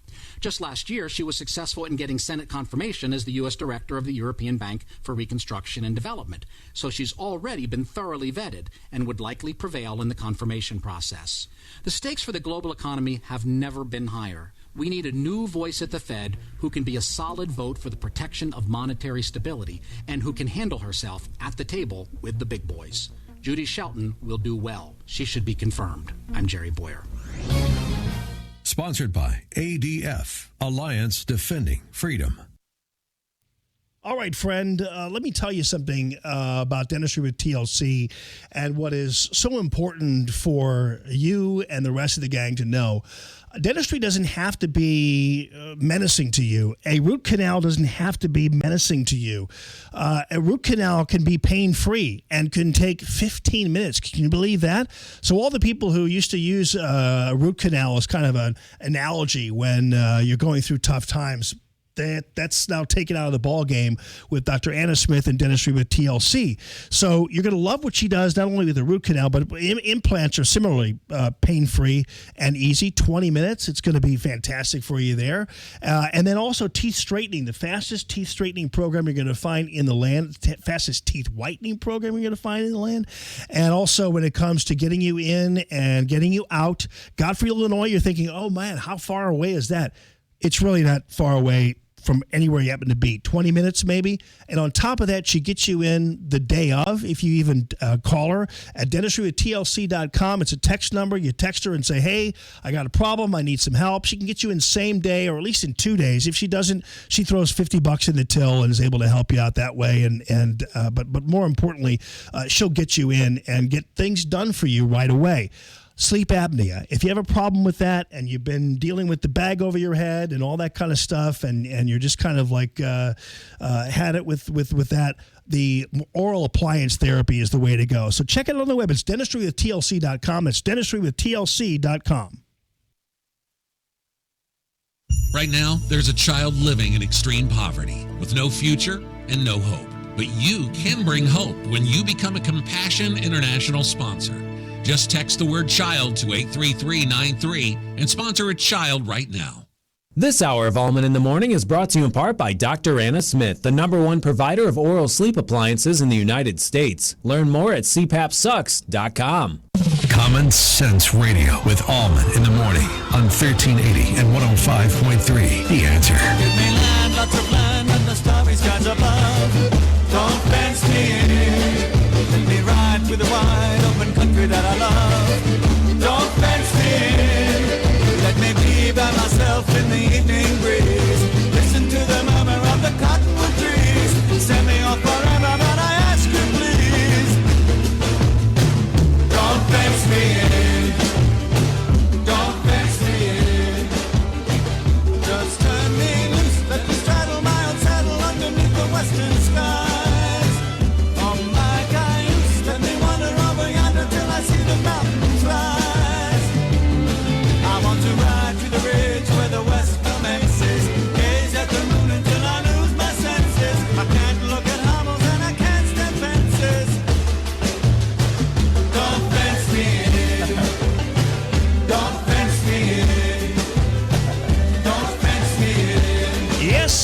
Hey, and happy Monday to all of you. I have two really great friends of mine in the studio with me. If you can see them right now, ladies and gents. John Paul Walsh and Tom Cavanaugh. These guys are wonderful musicians. They are mainstays in this community. It doesn't matter whether it be in the St. Louis folk music genre or in the choral arrangements. Or I know John Paul Walsh at one point was the liturgical director there of my church and still does so much of that in terms of performing. And I want to let you know, too, I don't know whether you can hear this or not, but this is...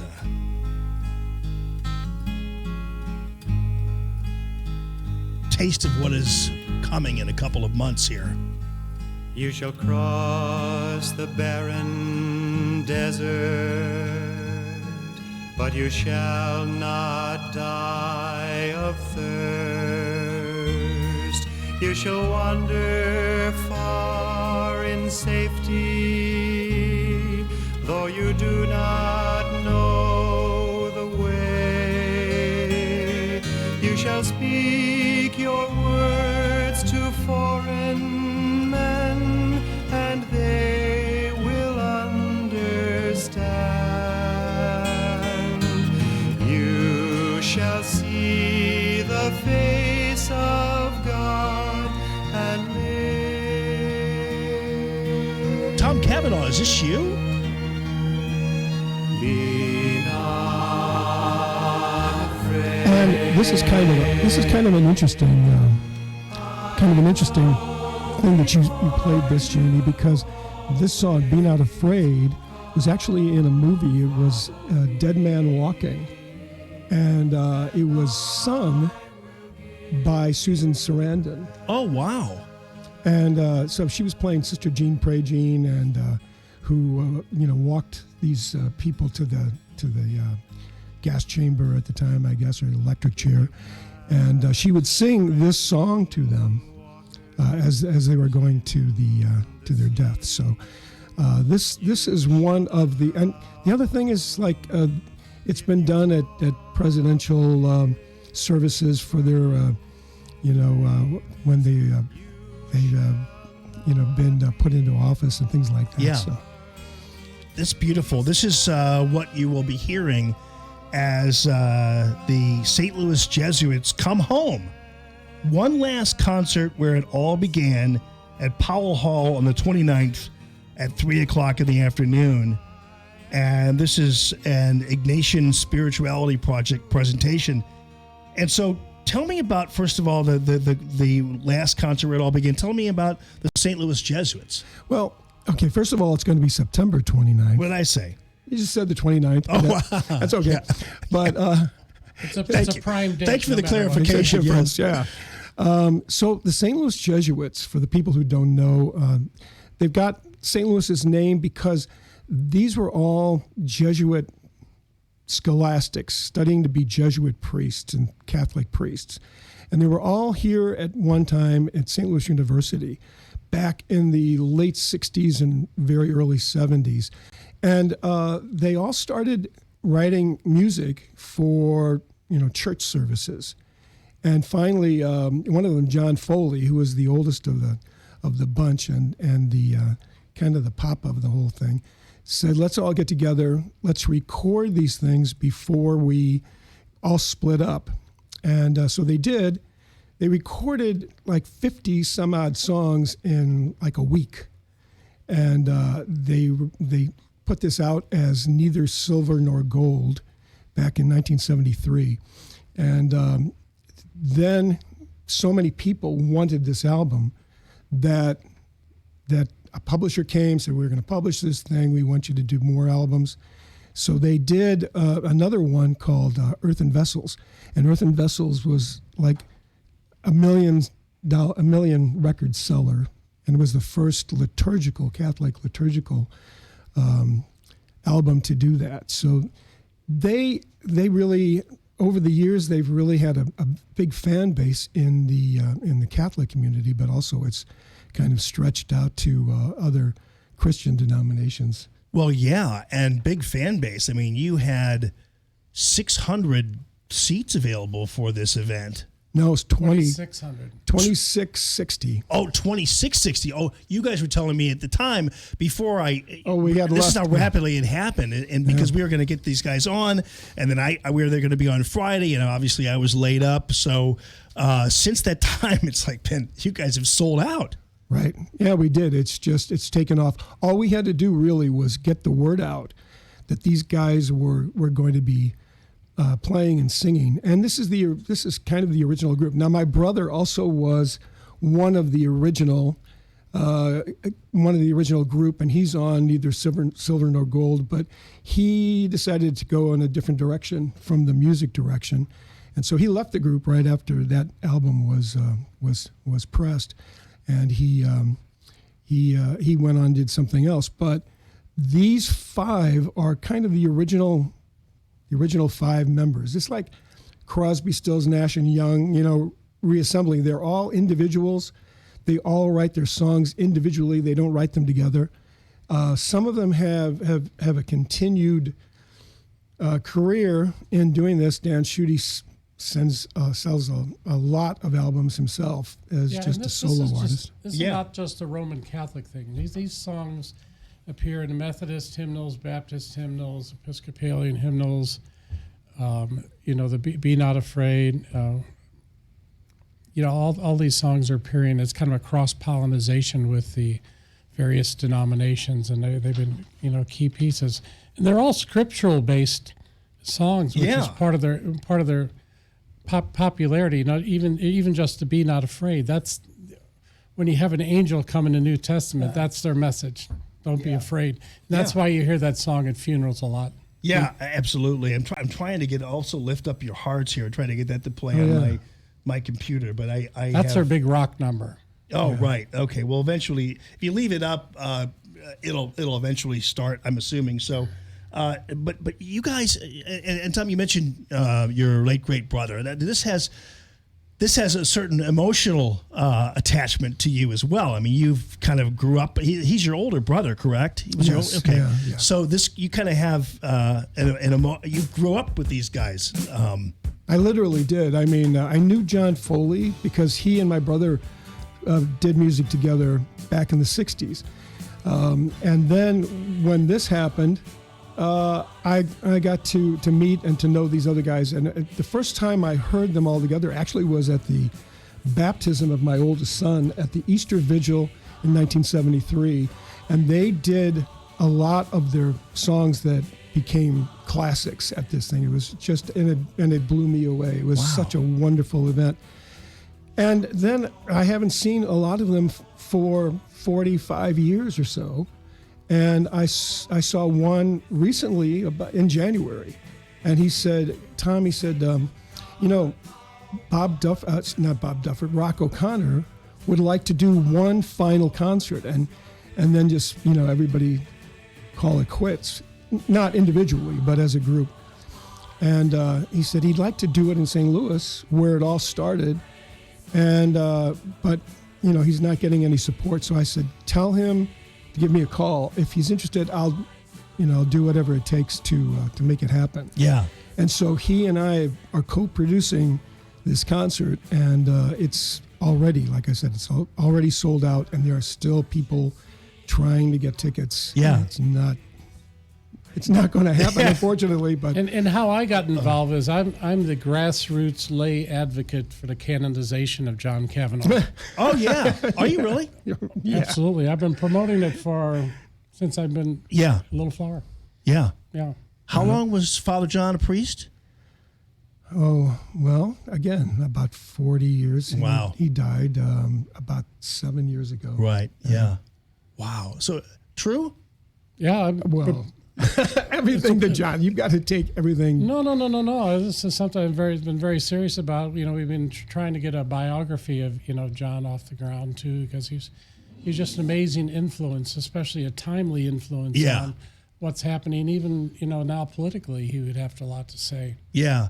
Now I guess too. Ultimately, I know that it's sold out, but maybe down the line, people. It just depends on how much we move it. We could probably get a couple of you in, maybe sneak a couple of people in we'll see. We'll figure it out.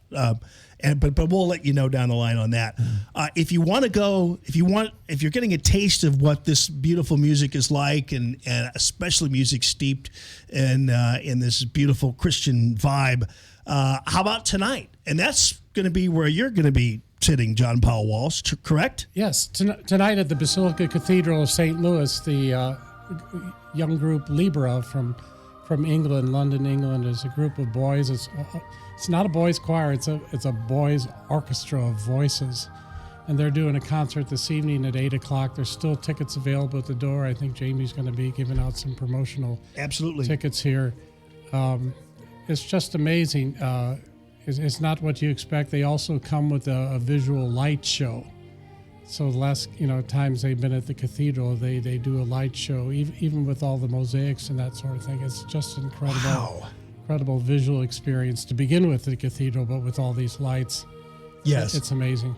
Well, and you and Scott Kennebeck have come in before when you've had your beautiful CDs and your recordings, and the Basilica's acoustically perfect practically for what you all do, and that's why you love it so much. Yeah, these musical groups come from all over the world, and they look forward to coming back to St. Louis because our cathedral is so beautiful. It's so enhanced with its acoustics, that sort of thing.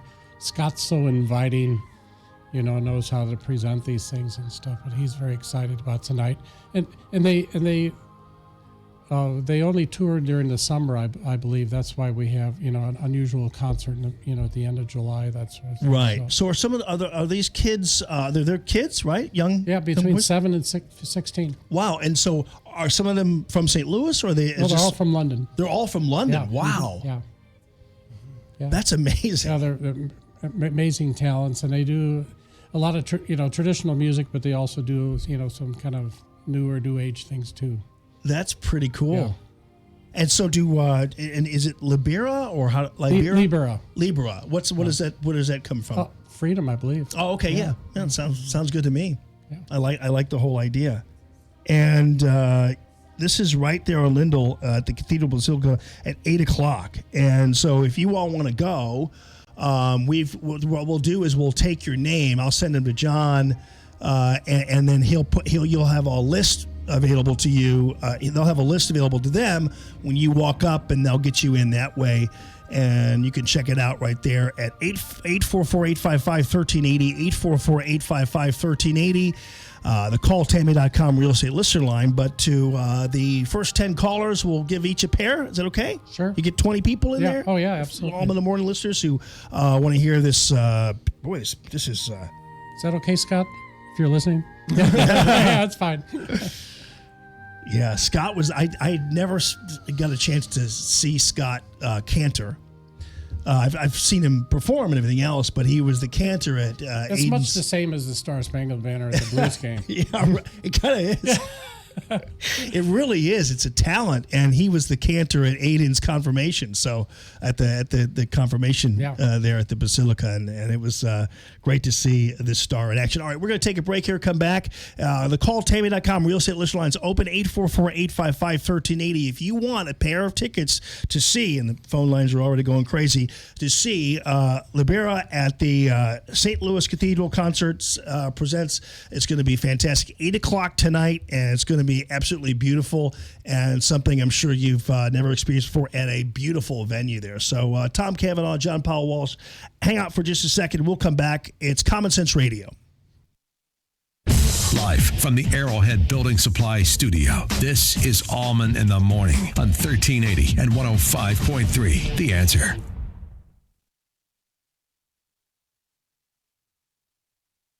Business owners, self-employed, part-time employees, are you struggling to pay your bills because you no longer can afford your health insurance? Hi, it's Mike Gallagher. With Obamacare premiums skyrocketing, higher deductibles, and shrinking networks, let me introduce you to Dryden Camus Insurance Agency as the answer, the solution. Dryden Camus Insurance Agency has non-Obamacare ACA-compliant plans that do not fund abortion. There's no enrollment period, and you don't have to pay for expensive extras like pediatric dentistry or maternity care. Contact Joyce at at Dryden Camus Insurance Agency and start saving up to 60%. Call 877-695-0245. That's 877-695-0245, or just go to kddi-ins.com. Cut through the confusion and save money with Dryden Camus Insurance Agency, serving Missouri and Illinois. This is the answer. This is the solution. Dryden Camus Insurance Agency. Just go to kddi-ins.com.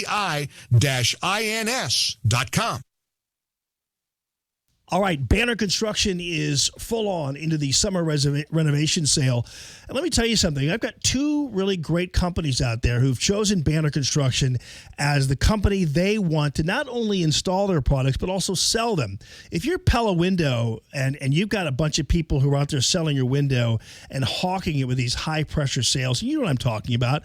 You've probably been through it before where people come into your living room or your kitchen, whatever, and they sit there and look at you like their lives depend on you buying a window. It creates a real uncomfortability for you. And Banner Construction gets that. Pella Window gets that too. And they don't want people hard selling their windows or their products. So they know what Banner does. They know how successful Banner is at letting people kind of in on the project and letting them design their own future of their home and everything else. So I want you to check it out on the web. It's bannerconstruction.com. The Pella window deals are flying out the window with the summer renovation sale. And then also you have James Hardy Fiber Cement Siding. This is a really good company. It makes a really good siding product. It's like half a century lasting. It looks really good, looks like wood, and you could come in all kinds of different colors. But James Hardy also says, we want Banner to be the salespeople for this product, and we want Banner to be the ones who install it, everything else.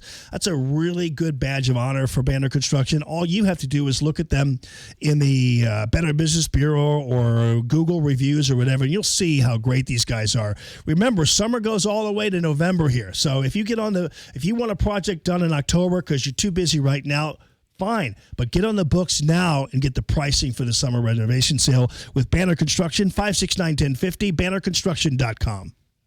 Never paint again. This is Darren, owner of Rhino Shield. Listen to Allman in the Morning. Call the experts at Rhino Shield. Rhino Shield is a revolutionary ceramic wall coating to regular paint and vinyl. Perfect for aluminum, steel, unpainted brick, block, stucco, EIFS, drive-it, cement board, and wood sidings. Rhino Shield eliminates wasting time and money painting year after year. Our ceramic coating deflects 90% of the sun's UV rays and 100% of the moisture. Our clients want affordable protection with the elimination of maintenance. Rhino Shield protects your biggest investment while maintaining your architectural features and gives you the curb appeal you deserve. Make your home great again by working with the Rhino Shield experts. A+ rated with the BBB. Call 877-25-RHINO, 877-25-RHINO, or 877-25rhino.com. See what we did there? Genius. Tell them, ladies. Go Rhino Shield. Never paint your house again. Rhino Shield. Listen to Allman in the Morning with Alexa. Wake up and say, Alexa, play The Answer St. Louis. Now, back to Allman in the Morning on 1380 and 105.3. The Answer.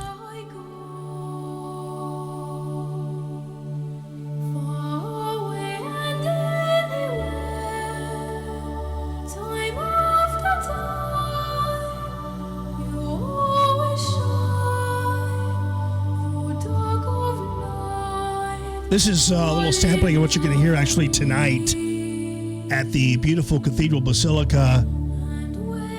And you can go for free if you want to call 844-855-1380, the calltammy.com real estate listener line.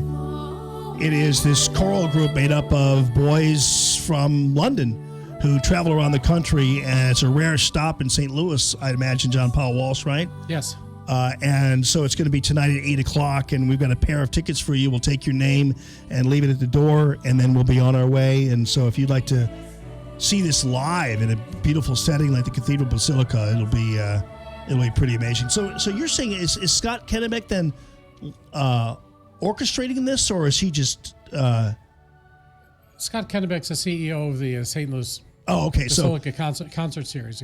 Right, but so he's making this happen. Yeah, he's making this happen. I didn't know whether he was kind of involved in it. Yeah, they have about 10 concerts through the year and other small things, but and it ranges from young groups like this to orchestras to collaborations with the St. Louis Symphony, Bach Society, St. Louis Chamber Chorus, all those good. Yeah, nice. All right, so and on to the 2 months from now then, we've got the September 29th concert there at Powell Hall, and this is the St. Louis Jesuits coming home. One last concert where it all began, the St. Louis Jesuits. And Tom, you were saying that even if people, because the concert's sold out, but even if people can't get in, they can at least hear the music that was played, but in a different kind of vein. Right. In other words, there is a special, they're making a special kind of a collection album. Actually, it's a 2-album set of all of the songs that are going to be done at the concert. But these are the original recordings of the songs remastered and remixed and put together into 2 CD set. That's a limited edition. They're going to sell it at the concert, but then the day after, it's going to go on sale at the Catholic supply stores. And people can pre-order if they call up Catholic Supply and get their name on the list or whatever. But there will be a supply. We don't know how many will be available, but there will be a supply of these CDs. It's not going to be for download as far as we know. Yeah.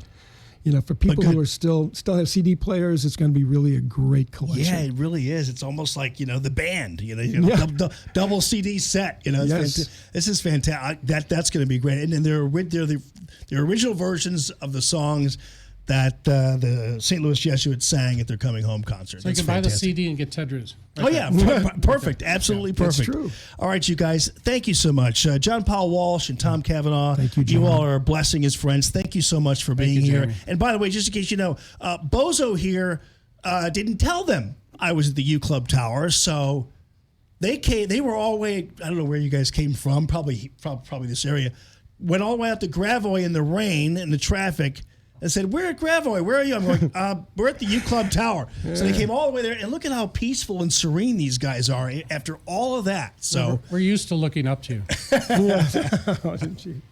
Well, you guys are great, and thank you so much for being with us. And congratulations on the music. Best of luck with the concert, and I know it's going to be great. And tonight, John Paul Walsh, thank you for the heads up on this beautiful concert, and people are still calling for the tickets. So we appreciate you as always. 844-855-1380 to calltammy.com, Real Estate Listener Line. With SRN News, I'm Rich Thomason in Washington. In a ceremony at the White House, President Trump has just signed a bill that permanently reauthorizes the 9/11 Victim Compensation Fund. Northern California's popular Gilroy Garlic Festival was drawing to a close when a gunman opened fire last evening, leaving 3 people dead, wounding more than a dozen. The gunman was shot and killed by police who responded in less than 1 minute. President Trump says he'll nominate Texas GOP Congressman John Ratcliffe to succeed Dan Coats as the National Intelligence Director. Coats planning to step down next month. On Wall Street this morning, stocks are mixed. Right now, the Dow Jones Industrial Average is up about 24 points. The S&P 500 index 8 points lower, and the NASDAQ is down 71 points. More details at srnnews.com. Stuck in traffic? We've got the answer on 1380 and 105.3. The Answer. Accident still a pretty big problem. 44 eastbound after Lindbergh. A crash blocking the left lane. 270 southbound jammed up from Dorset to before Olive, where a center lane is blocked with an accident. And 170 northbound. Your stop and go 6440 to Delmar, where 2 left lanes are blocked with a crash. We can see that from the jam cam at Delmar. 270 northbound 44 to Manchester, still a bit of a delay there. And 70 eastbound Lindbergh to Lucas and Hunt, that is still backed up. An accident on 370 eastbound after 70 still blocks the shoulder. That's traffic. I'm Bonnie Green. On 1380 and 105.3 The Answer, online at theanswerstl.com. 1380 The Answer. Weather. Today, variable cloudiness. We'll see a shower or thunderstorm around. It'll be humid with a high of 84. Partly cloudy tonight with a low of 69. Tomorrow, mostly sunny and pleasant. We'll see a high of 84. A starlit sky tomorrow night with a low of 65. Wednesday, pleasant with times of clouds and sun and a high of 84. I'm Jillian Ford with your St. Louis Metro forecast on 1380 and 105.3 The Answer.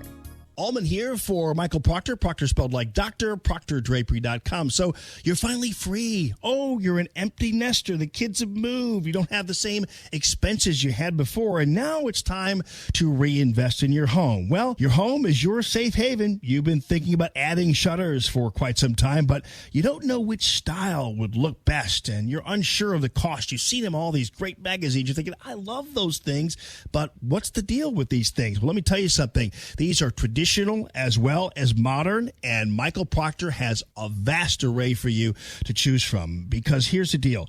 You don't want to go it alone. You want to make sure Michael's there for you as your interior designer who can actually tell you exactly how these Norman shutters are going to look in your home, the blade width, everything else, the colors, you name it. He's got a great eye, which makes the value even better. Drives up to your doorstep 7 days a week. It's Proctor spelled like doctor, proctordrapery.com. War, poverty, and disaster have left millions of children around the world orphaned, abandoned, alone.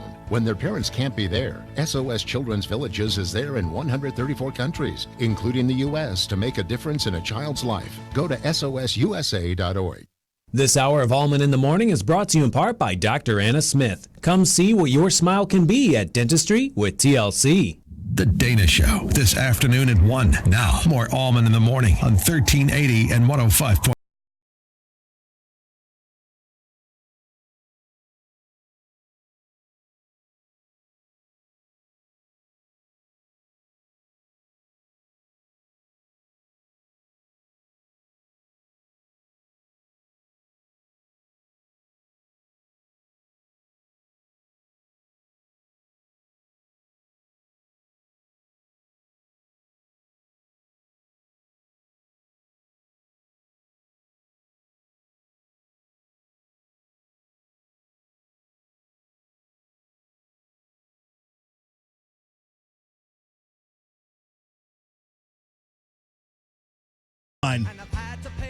John is on line 1. John, good morning this morning, John. How are you, friend? I'm much better since you introduced me to Matthew Mitchell Insurance. Oh, yeah? Honestly, I shopped around. Oh, man, you won't believe this. I shopped around. I had a deal I didn't think they could even match. And if they would have matched it, I would have gone to them. Well, they didn't only match it, they beat it substantially and also helped me with some really good advice I hadn't thought about on some other issues with my insurance. And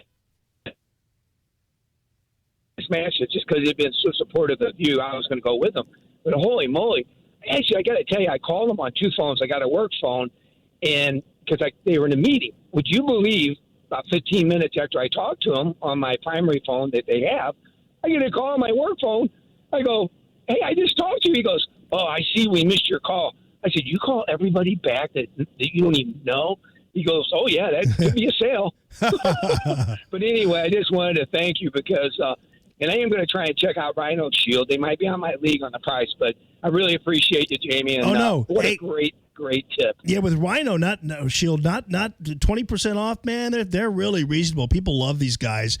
And Matthew Mitchell is great. Are you the one who saved like $5,000 on the car insurance? Yes. Wow. Yes. Okay, I heard about that. I said it was 3 earlier, but it's 5. Wow. That's incredible. Well, see, my daughter had an accident, and I waited. I thought I had to wait 5 years. You only got to wait 3 years. So kind of Liberty Mutual just kind of jacked it up every year, and I was afraid to go look for it because now it's 3 years and 2 months. It was just a fender bender. But when you're 20 years old, you know what I mean? They really jack it up. But their professionalism and just, man, I'm just impressed. Yeah. Really good company. Yeah, I had an idea, and it's probably out of the ballpark here, but you know that real estate lady you got that is from Illinois, though, and she provides her cars. She might want to check their pricing if they can insure her from this side of the river. I don't know. Oh. I know it's out of the box, but just an idea. Yeah, I don't know how that works, but that's a great idea. That's pretty amazing. Well, John, thank you very much for supporting the people who support me and keep me on the air, man. I really appreciate that, and I'm glad it paid off for you, more importantly. Well, thank you, Jamie. I appreciate it. Okay, buddy. Thanks for calling the show. Yeah, actually, Tammy Mitchell-Hines was telling me the story about how she she was talking to a politician. This will tell you everything you need to know about politicians sometimes. These are Illinois politicians, by the way. And she was telling them what she did for her people, for her group of individuals who work for her. And she said, oh, yeah, I do that. I pay for their insurance. I do all this kind of stuff and just make sure that they don't have to worry about the cars and all that kind of stuff. And the guy basically told her flat out that she was stupid for doing that. Like, what are you doing that for? It's like, they just don't get it. This idea that, when you're in your company and you're communal and you are energetic and passionate about what you do, you want to keep everybody happy and everybody wants to be happy and be involved and have a stake and they want it easy to do it. It's very simple, but to the politician, this kind of stuff is like, whoa, I can't imagine that being the case, because of course they can't imagine being in the real world and what it takes to make things work. Crazy.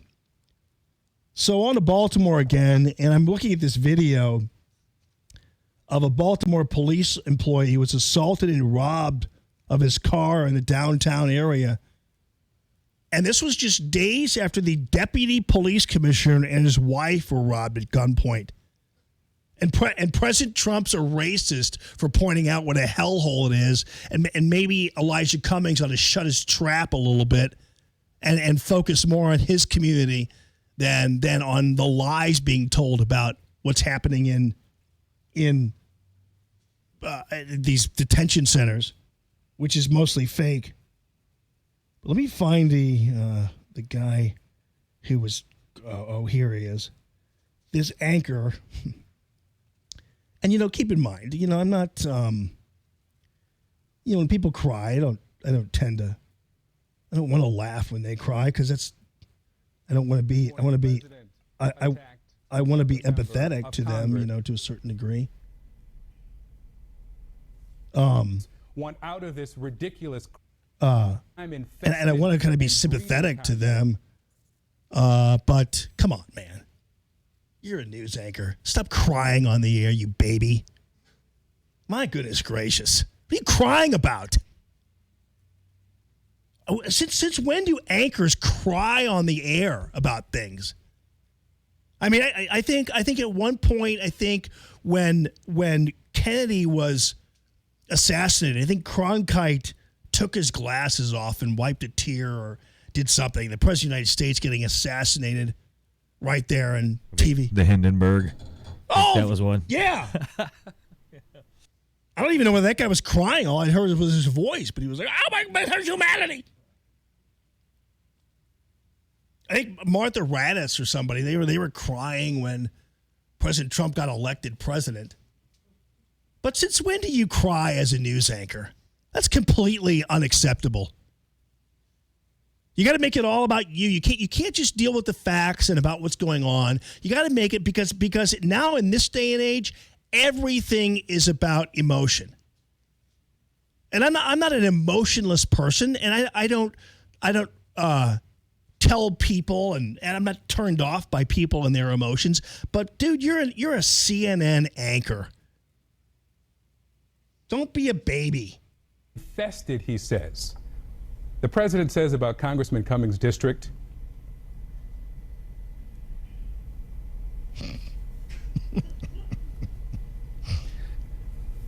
Go ahead, work up those tears, buddy. That no human would want to live there. You know who did, Mr. President? I did. From the day I was brought home from the hospital to the day I left for college. And a lot of people I care about still do. There are challenges, no doubt. Challenges? Is that what you call one of the highest murder rates in the country per capita? Is that what you call an environment where even the deputy police commissioner isn't safe in downtown Baltimore? Is that what you call a place where a woman stands on the street, as we played you earlier a tape, saying that Elijah Cummings hasn't been back here for God knows how long? He's been there 30 years. He cares more about illegal aliens than he does about us. Hey, we could use some food. We could use some clothes. We could use some jobs. We could use whatever else. Living in poverty. There are kids sleeping under windowsills. so they don't get killed by straight bullets. I mean, come on. Challenges. You have a new mayor because the old one was run out because of corruption. I mean, what is it that you can't figure out? You have the New York Times with a headline, "The Tragedy of Baltimore." I mean, that's the New York Times, your liberal paper of record. Did you go and cry about that headline? They did a whole story about Baltimore and the tragedy of Baltimore. And when you call something a tragedy, that means it's done, finished, and it's probably irredeemable. At least President Trump held out hope that maybe if Elijah Cummings actually goes back and visits his people and does something for them, things can change. Anyway, you have more crying to do. People are proud of their community. I don't want to sound self-righteous, but I'll sit here and cry in your face. And then they put the then of course all the idiots on Twitter. It's like powerful. This is powerful. But people get up and go to work there. They care for their families there. They love their children who pledge allegiance to the flag, just like people who live in districts of congressmen who support you, sir. Yeah, that's why it's important to make sure they maintain safety. Why it's important to maintain that their property values. Why it's important to maintain their schools. Why it's important for all those people that Crybaby just listed there to make sure that they're all living without the threat of violence every time they turn around. All those people deserve better representation than they're getting from Elijah Cummings, who decided that he's going to be the most angry he's ever been about Guatemalan kids in a detention center supposedly wallowing in their own feces, which is a lie to begin with. So you generate this. When has Elijah Cummings ever gotten that angry about the murder rate in his district in Baltimore, or the poverty, or whatever else? When has he gotten that angry before?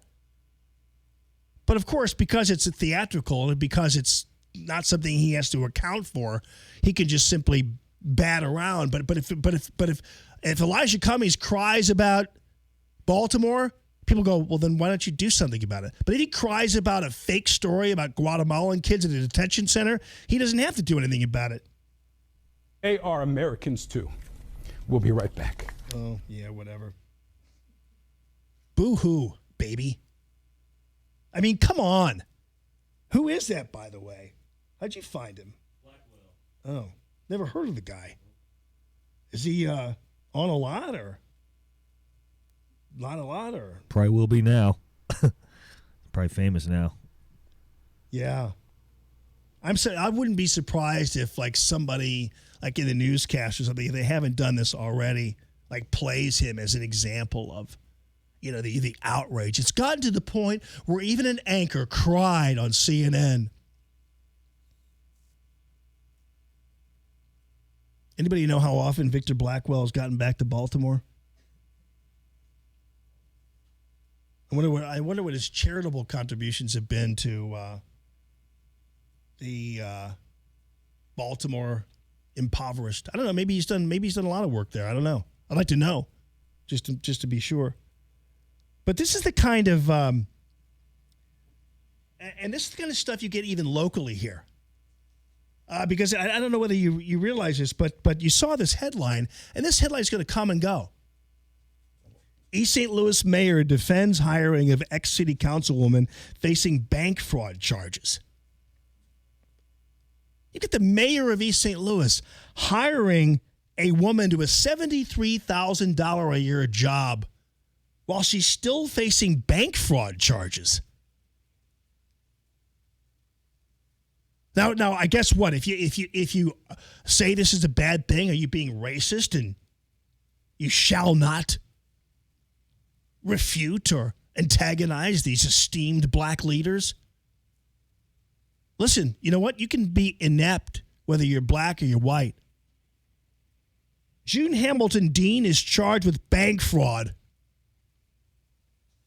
She was telling First Illinois Bank that she was authorized by the East St. Louis Township Board to take out a $200,000 loan. This, according to the Post-Dispatch. The money was to fund a youth employment program. There you go.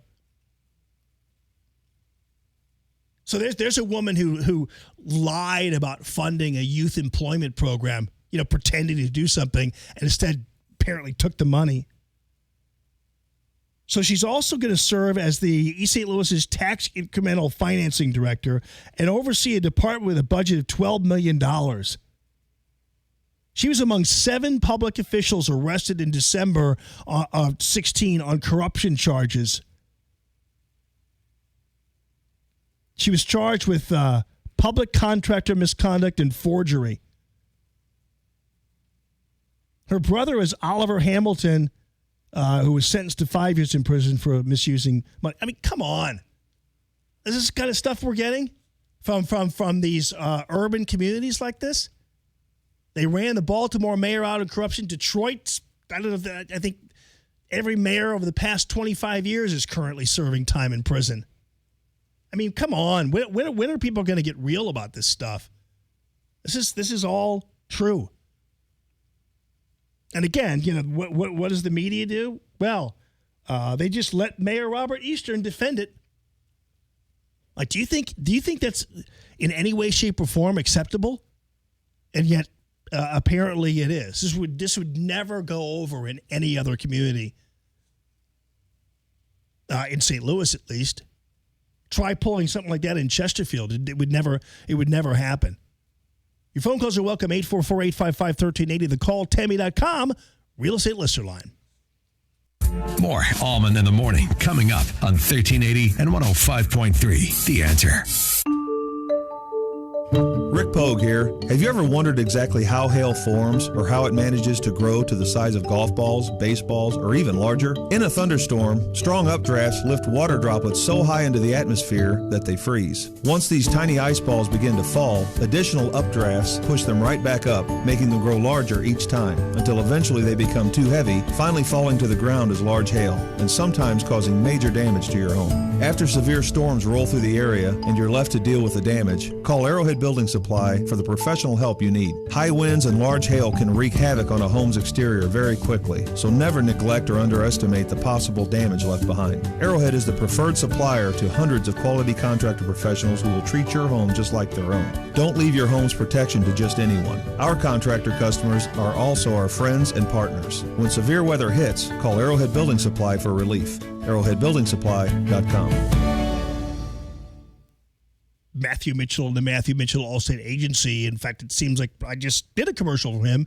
That is because my folks over there who love him, like John, called into the show and said, you know what? I took you up on your 855 quote me to call Matthew Mitchell, and I did, and I saved $5,000 a year on my car insurance. That's amazing. That's a lot of money. Even though you could save $5,000 a year on your car insurance, I think you probably can. I just didn't realize that. I know I saved a ton of money when I put my home insurance and car insurance over with him. I even did my life insurance with him. So what he does is he pulls out all the stops because you know why? Allstate Agency is the largest publicly traded company on the planet, basically insurance-wise. And so they have a lot of wiggle room. They have a lot of ways that they can make you happy. They don't worry about anything of this nature in terms of saddling you with all these kinds of extra charges and this and that because they don't need your money. They already have it because they're dealing with people who love their product and their portfolio is large, not because they have nickel and dime people, but because they just have a great product to sell. And so Matthew Mitchell and the Matthew Mitchell Allstate Agency is there for you to make it all work and make it all good for you. And they will, I guarantee you. And Matthew and his team, 70 years in the insurance business between them. Driver program, if you have a 16-year-old driver, it's not going to break the bank like it does with other people. Your home insurance, there's no need to pay the high deductible that you are paying right now. There's no might not want to pay you money. But the insurance business, as Allstate envisions it, is as an insurance agency. They want to pay you. They want to cover you. That's what it's all about. 855-QUOTE-ME. That's 855-QUOTE-ME. KXFN St. Louis, K287BY St. Louis.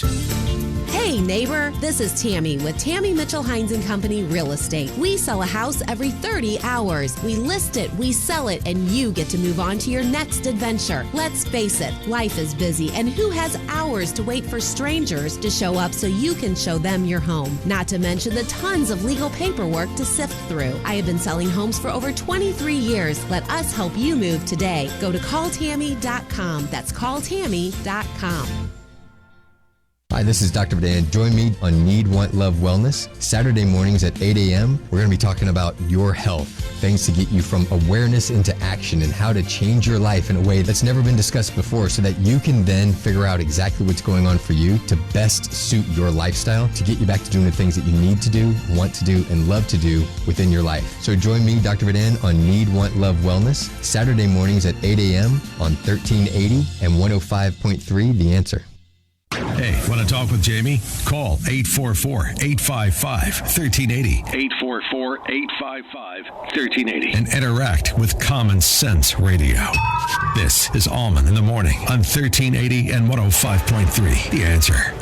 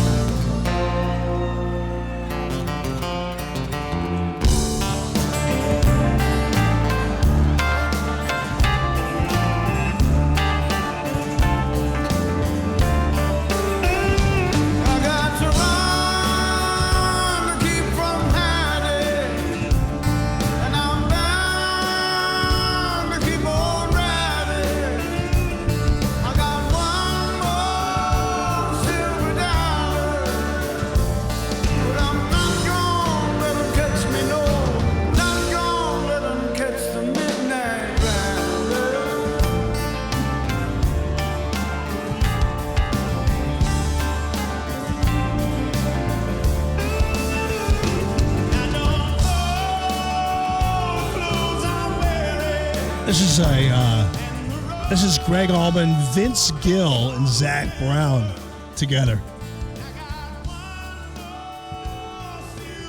It's great, man. Love it.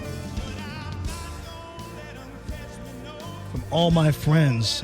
I didn't even I'm gonna download more of these songs. So a lot of you were responding. I didn't get to the follow-up on it to the President of the Senate Schatz interview in regards to these gaming machines and that kind of thing. And by the time I actually got him on the air, I was a little perturbed because, being screamed at about it. Well, you gave Keller a pass. You're letting down. You didn't drain the swamp. You could have done something about it. I'm going, wait a second. At that point, when you're making gambling machines Jamie Allman's problem, I'm going to do a little discovery here. I'm going to find, okay, so let me get this straight. Jamie Allman, in a Greg Keller interview, was supposed to single-handedly stop illegal gaming in this state.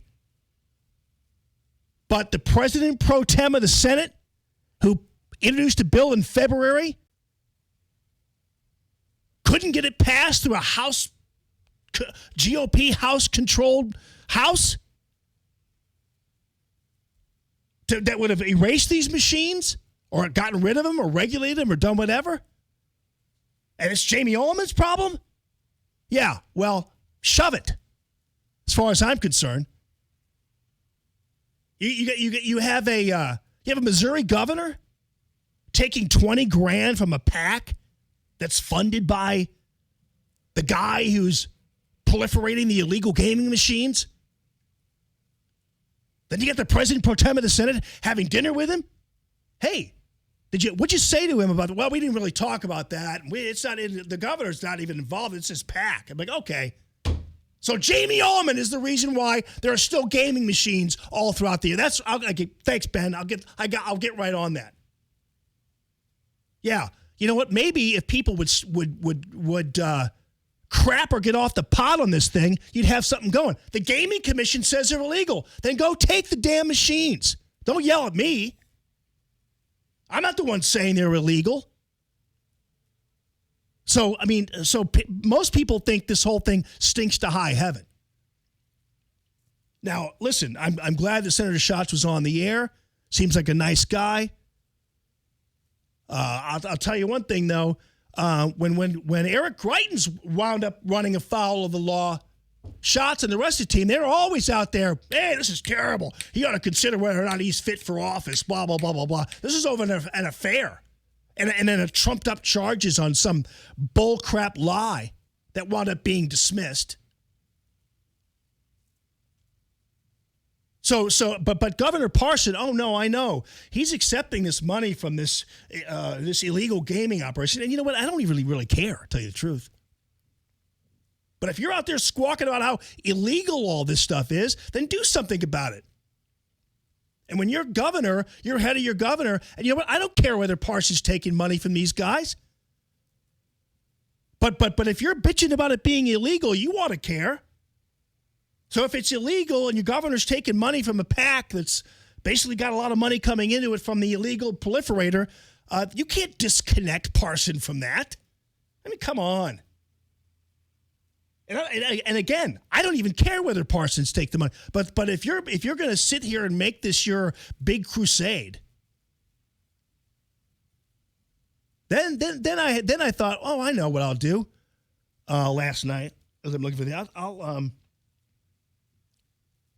Let me find out how many bingo halls are in this district, this person's district, and see how many. And it turns out it's the highest number of bingo halls ever. Who's the most to lose from these kind of things? Bingo halls.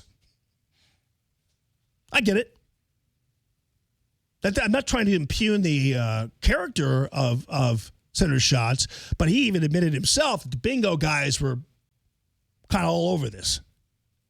Well, and you know what? Rightly so, too. They think if these are illegal, but they can't have them, then why should they be in other places? Well, okay, here's the deal. If they're illegal, then get them out of here. Come on. But since when do everybody say, you know, those are illegal? It's like, okay, then do something about it. Janie Allman interviewing Greg Keller isn't going to do the job for you to get these things out of where you want them out. It's pretty simple.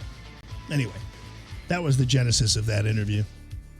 You can listen to it and see make your own decisions about it. Glad to be back. We'll be back tomorrow, and it's Common Sense Radio. Have a great rest of your day.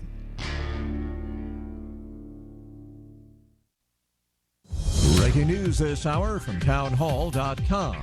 I'm Rich Thomason. The love and loyalty of our 9/11 responders knew no bounds. President Trump at the White House a short time ago before signing a bill reauthorizing the 9/11 Victim Compensation Fund. This law makes permanent the financial support for families who lost precious loved ones as a result of September 11th attacks.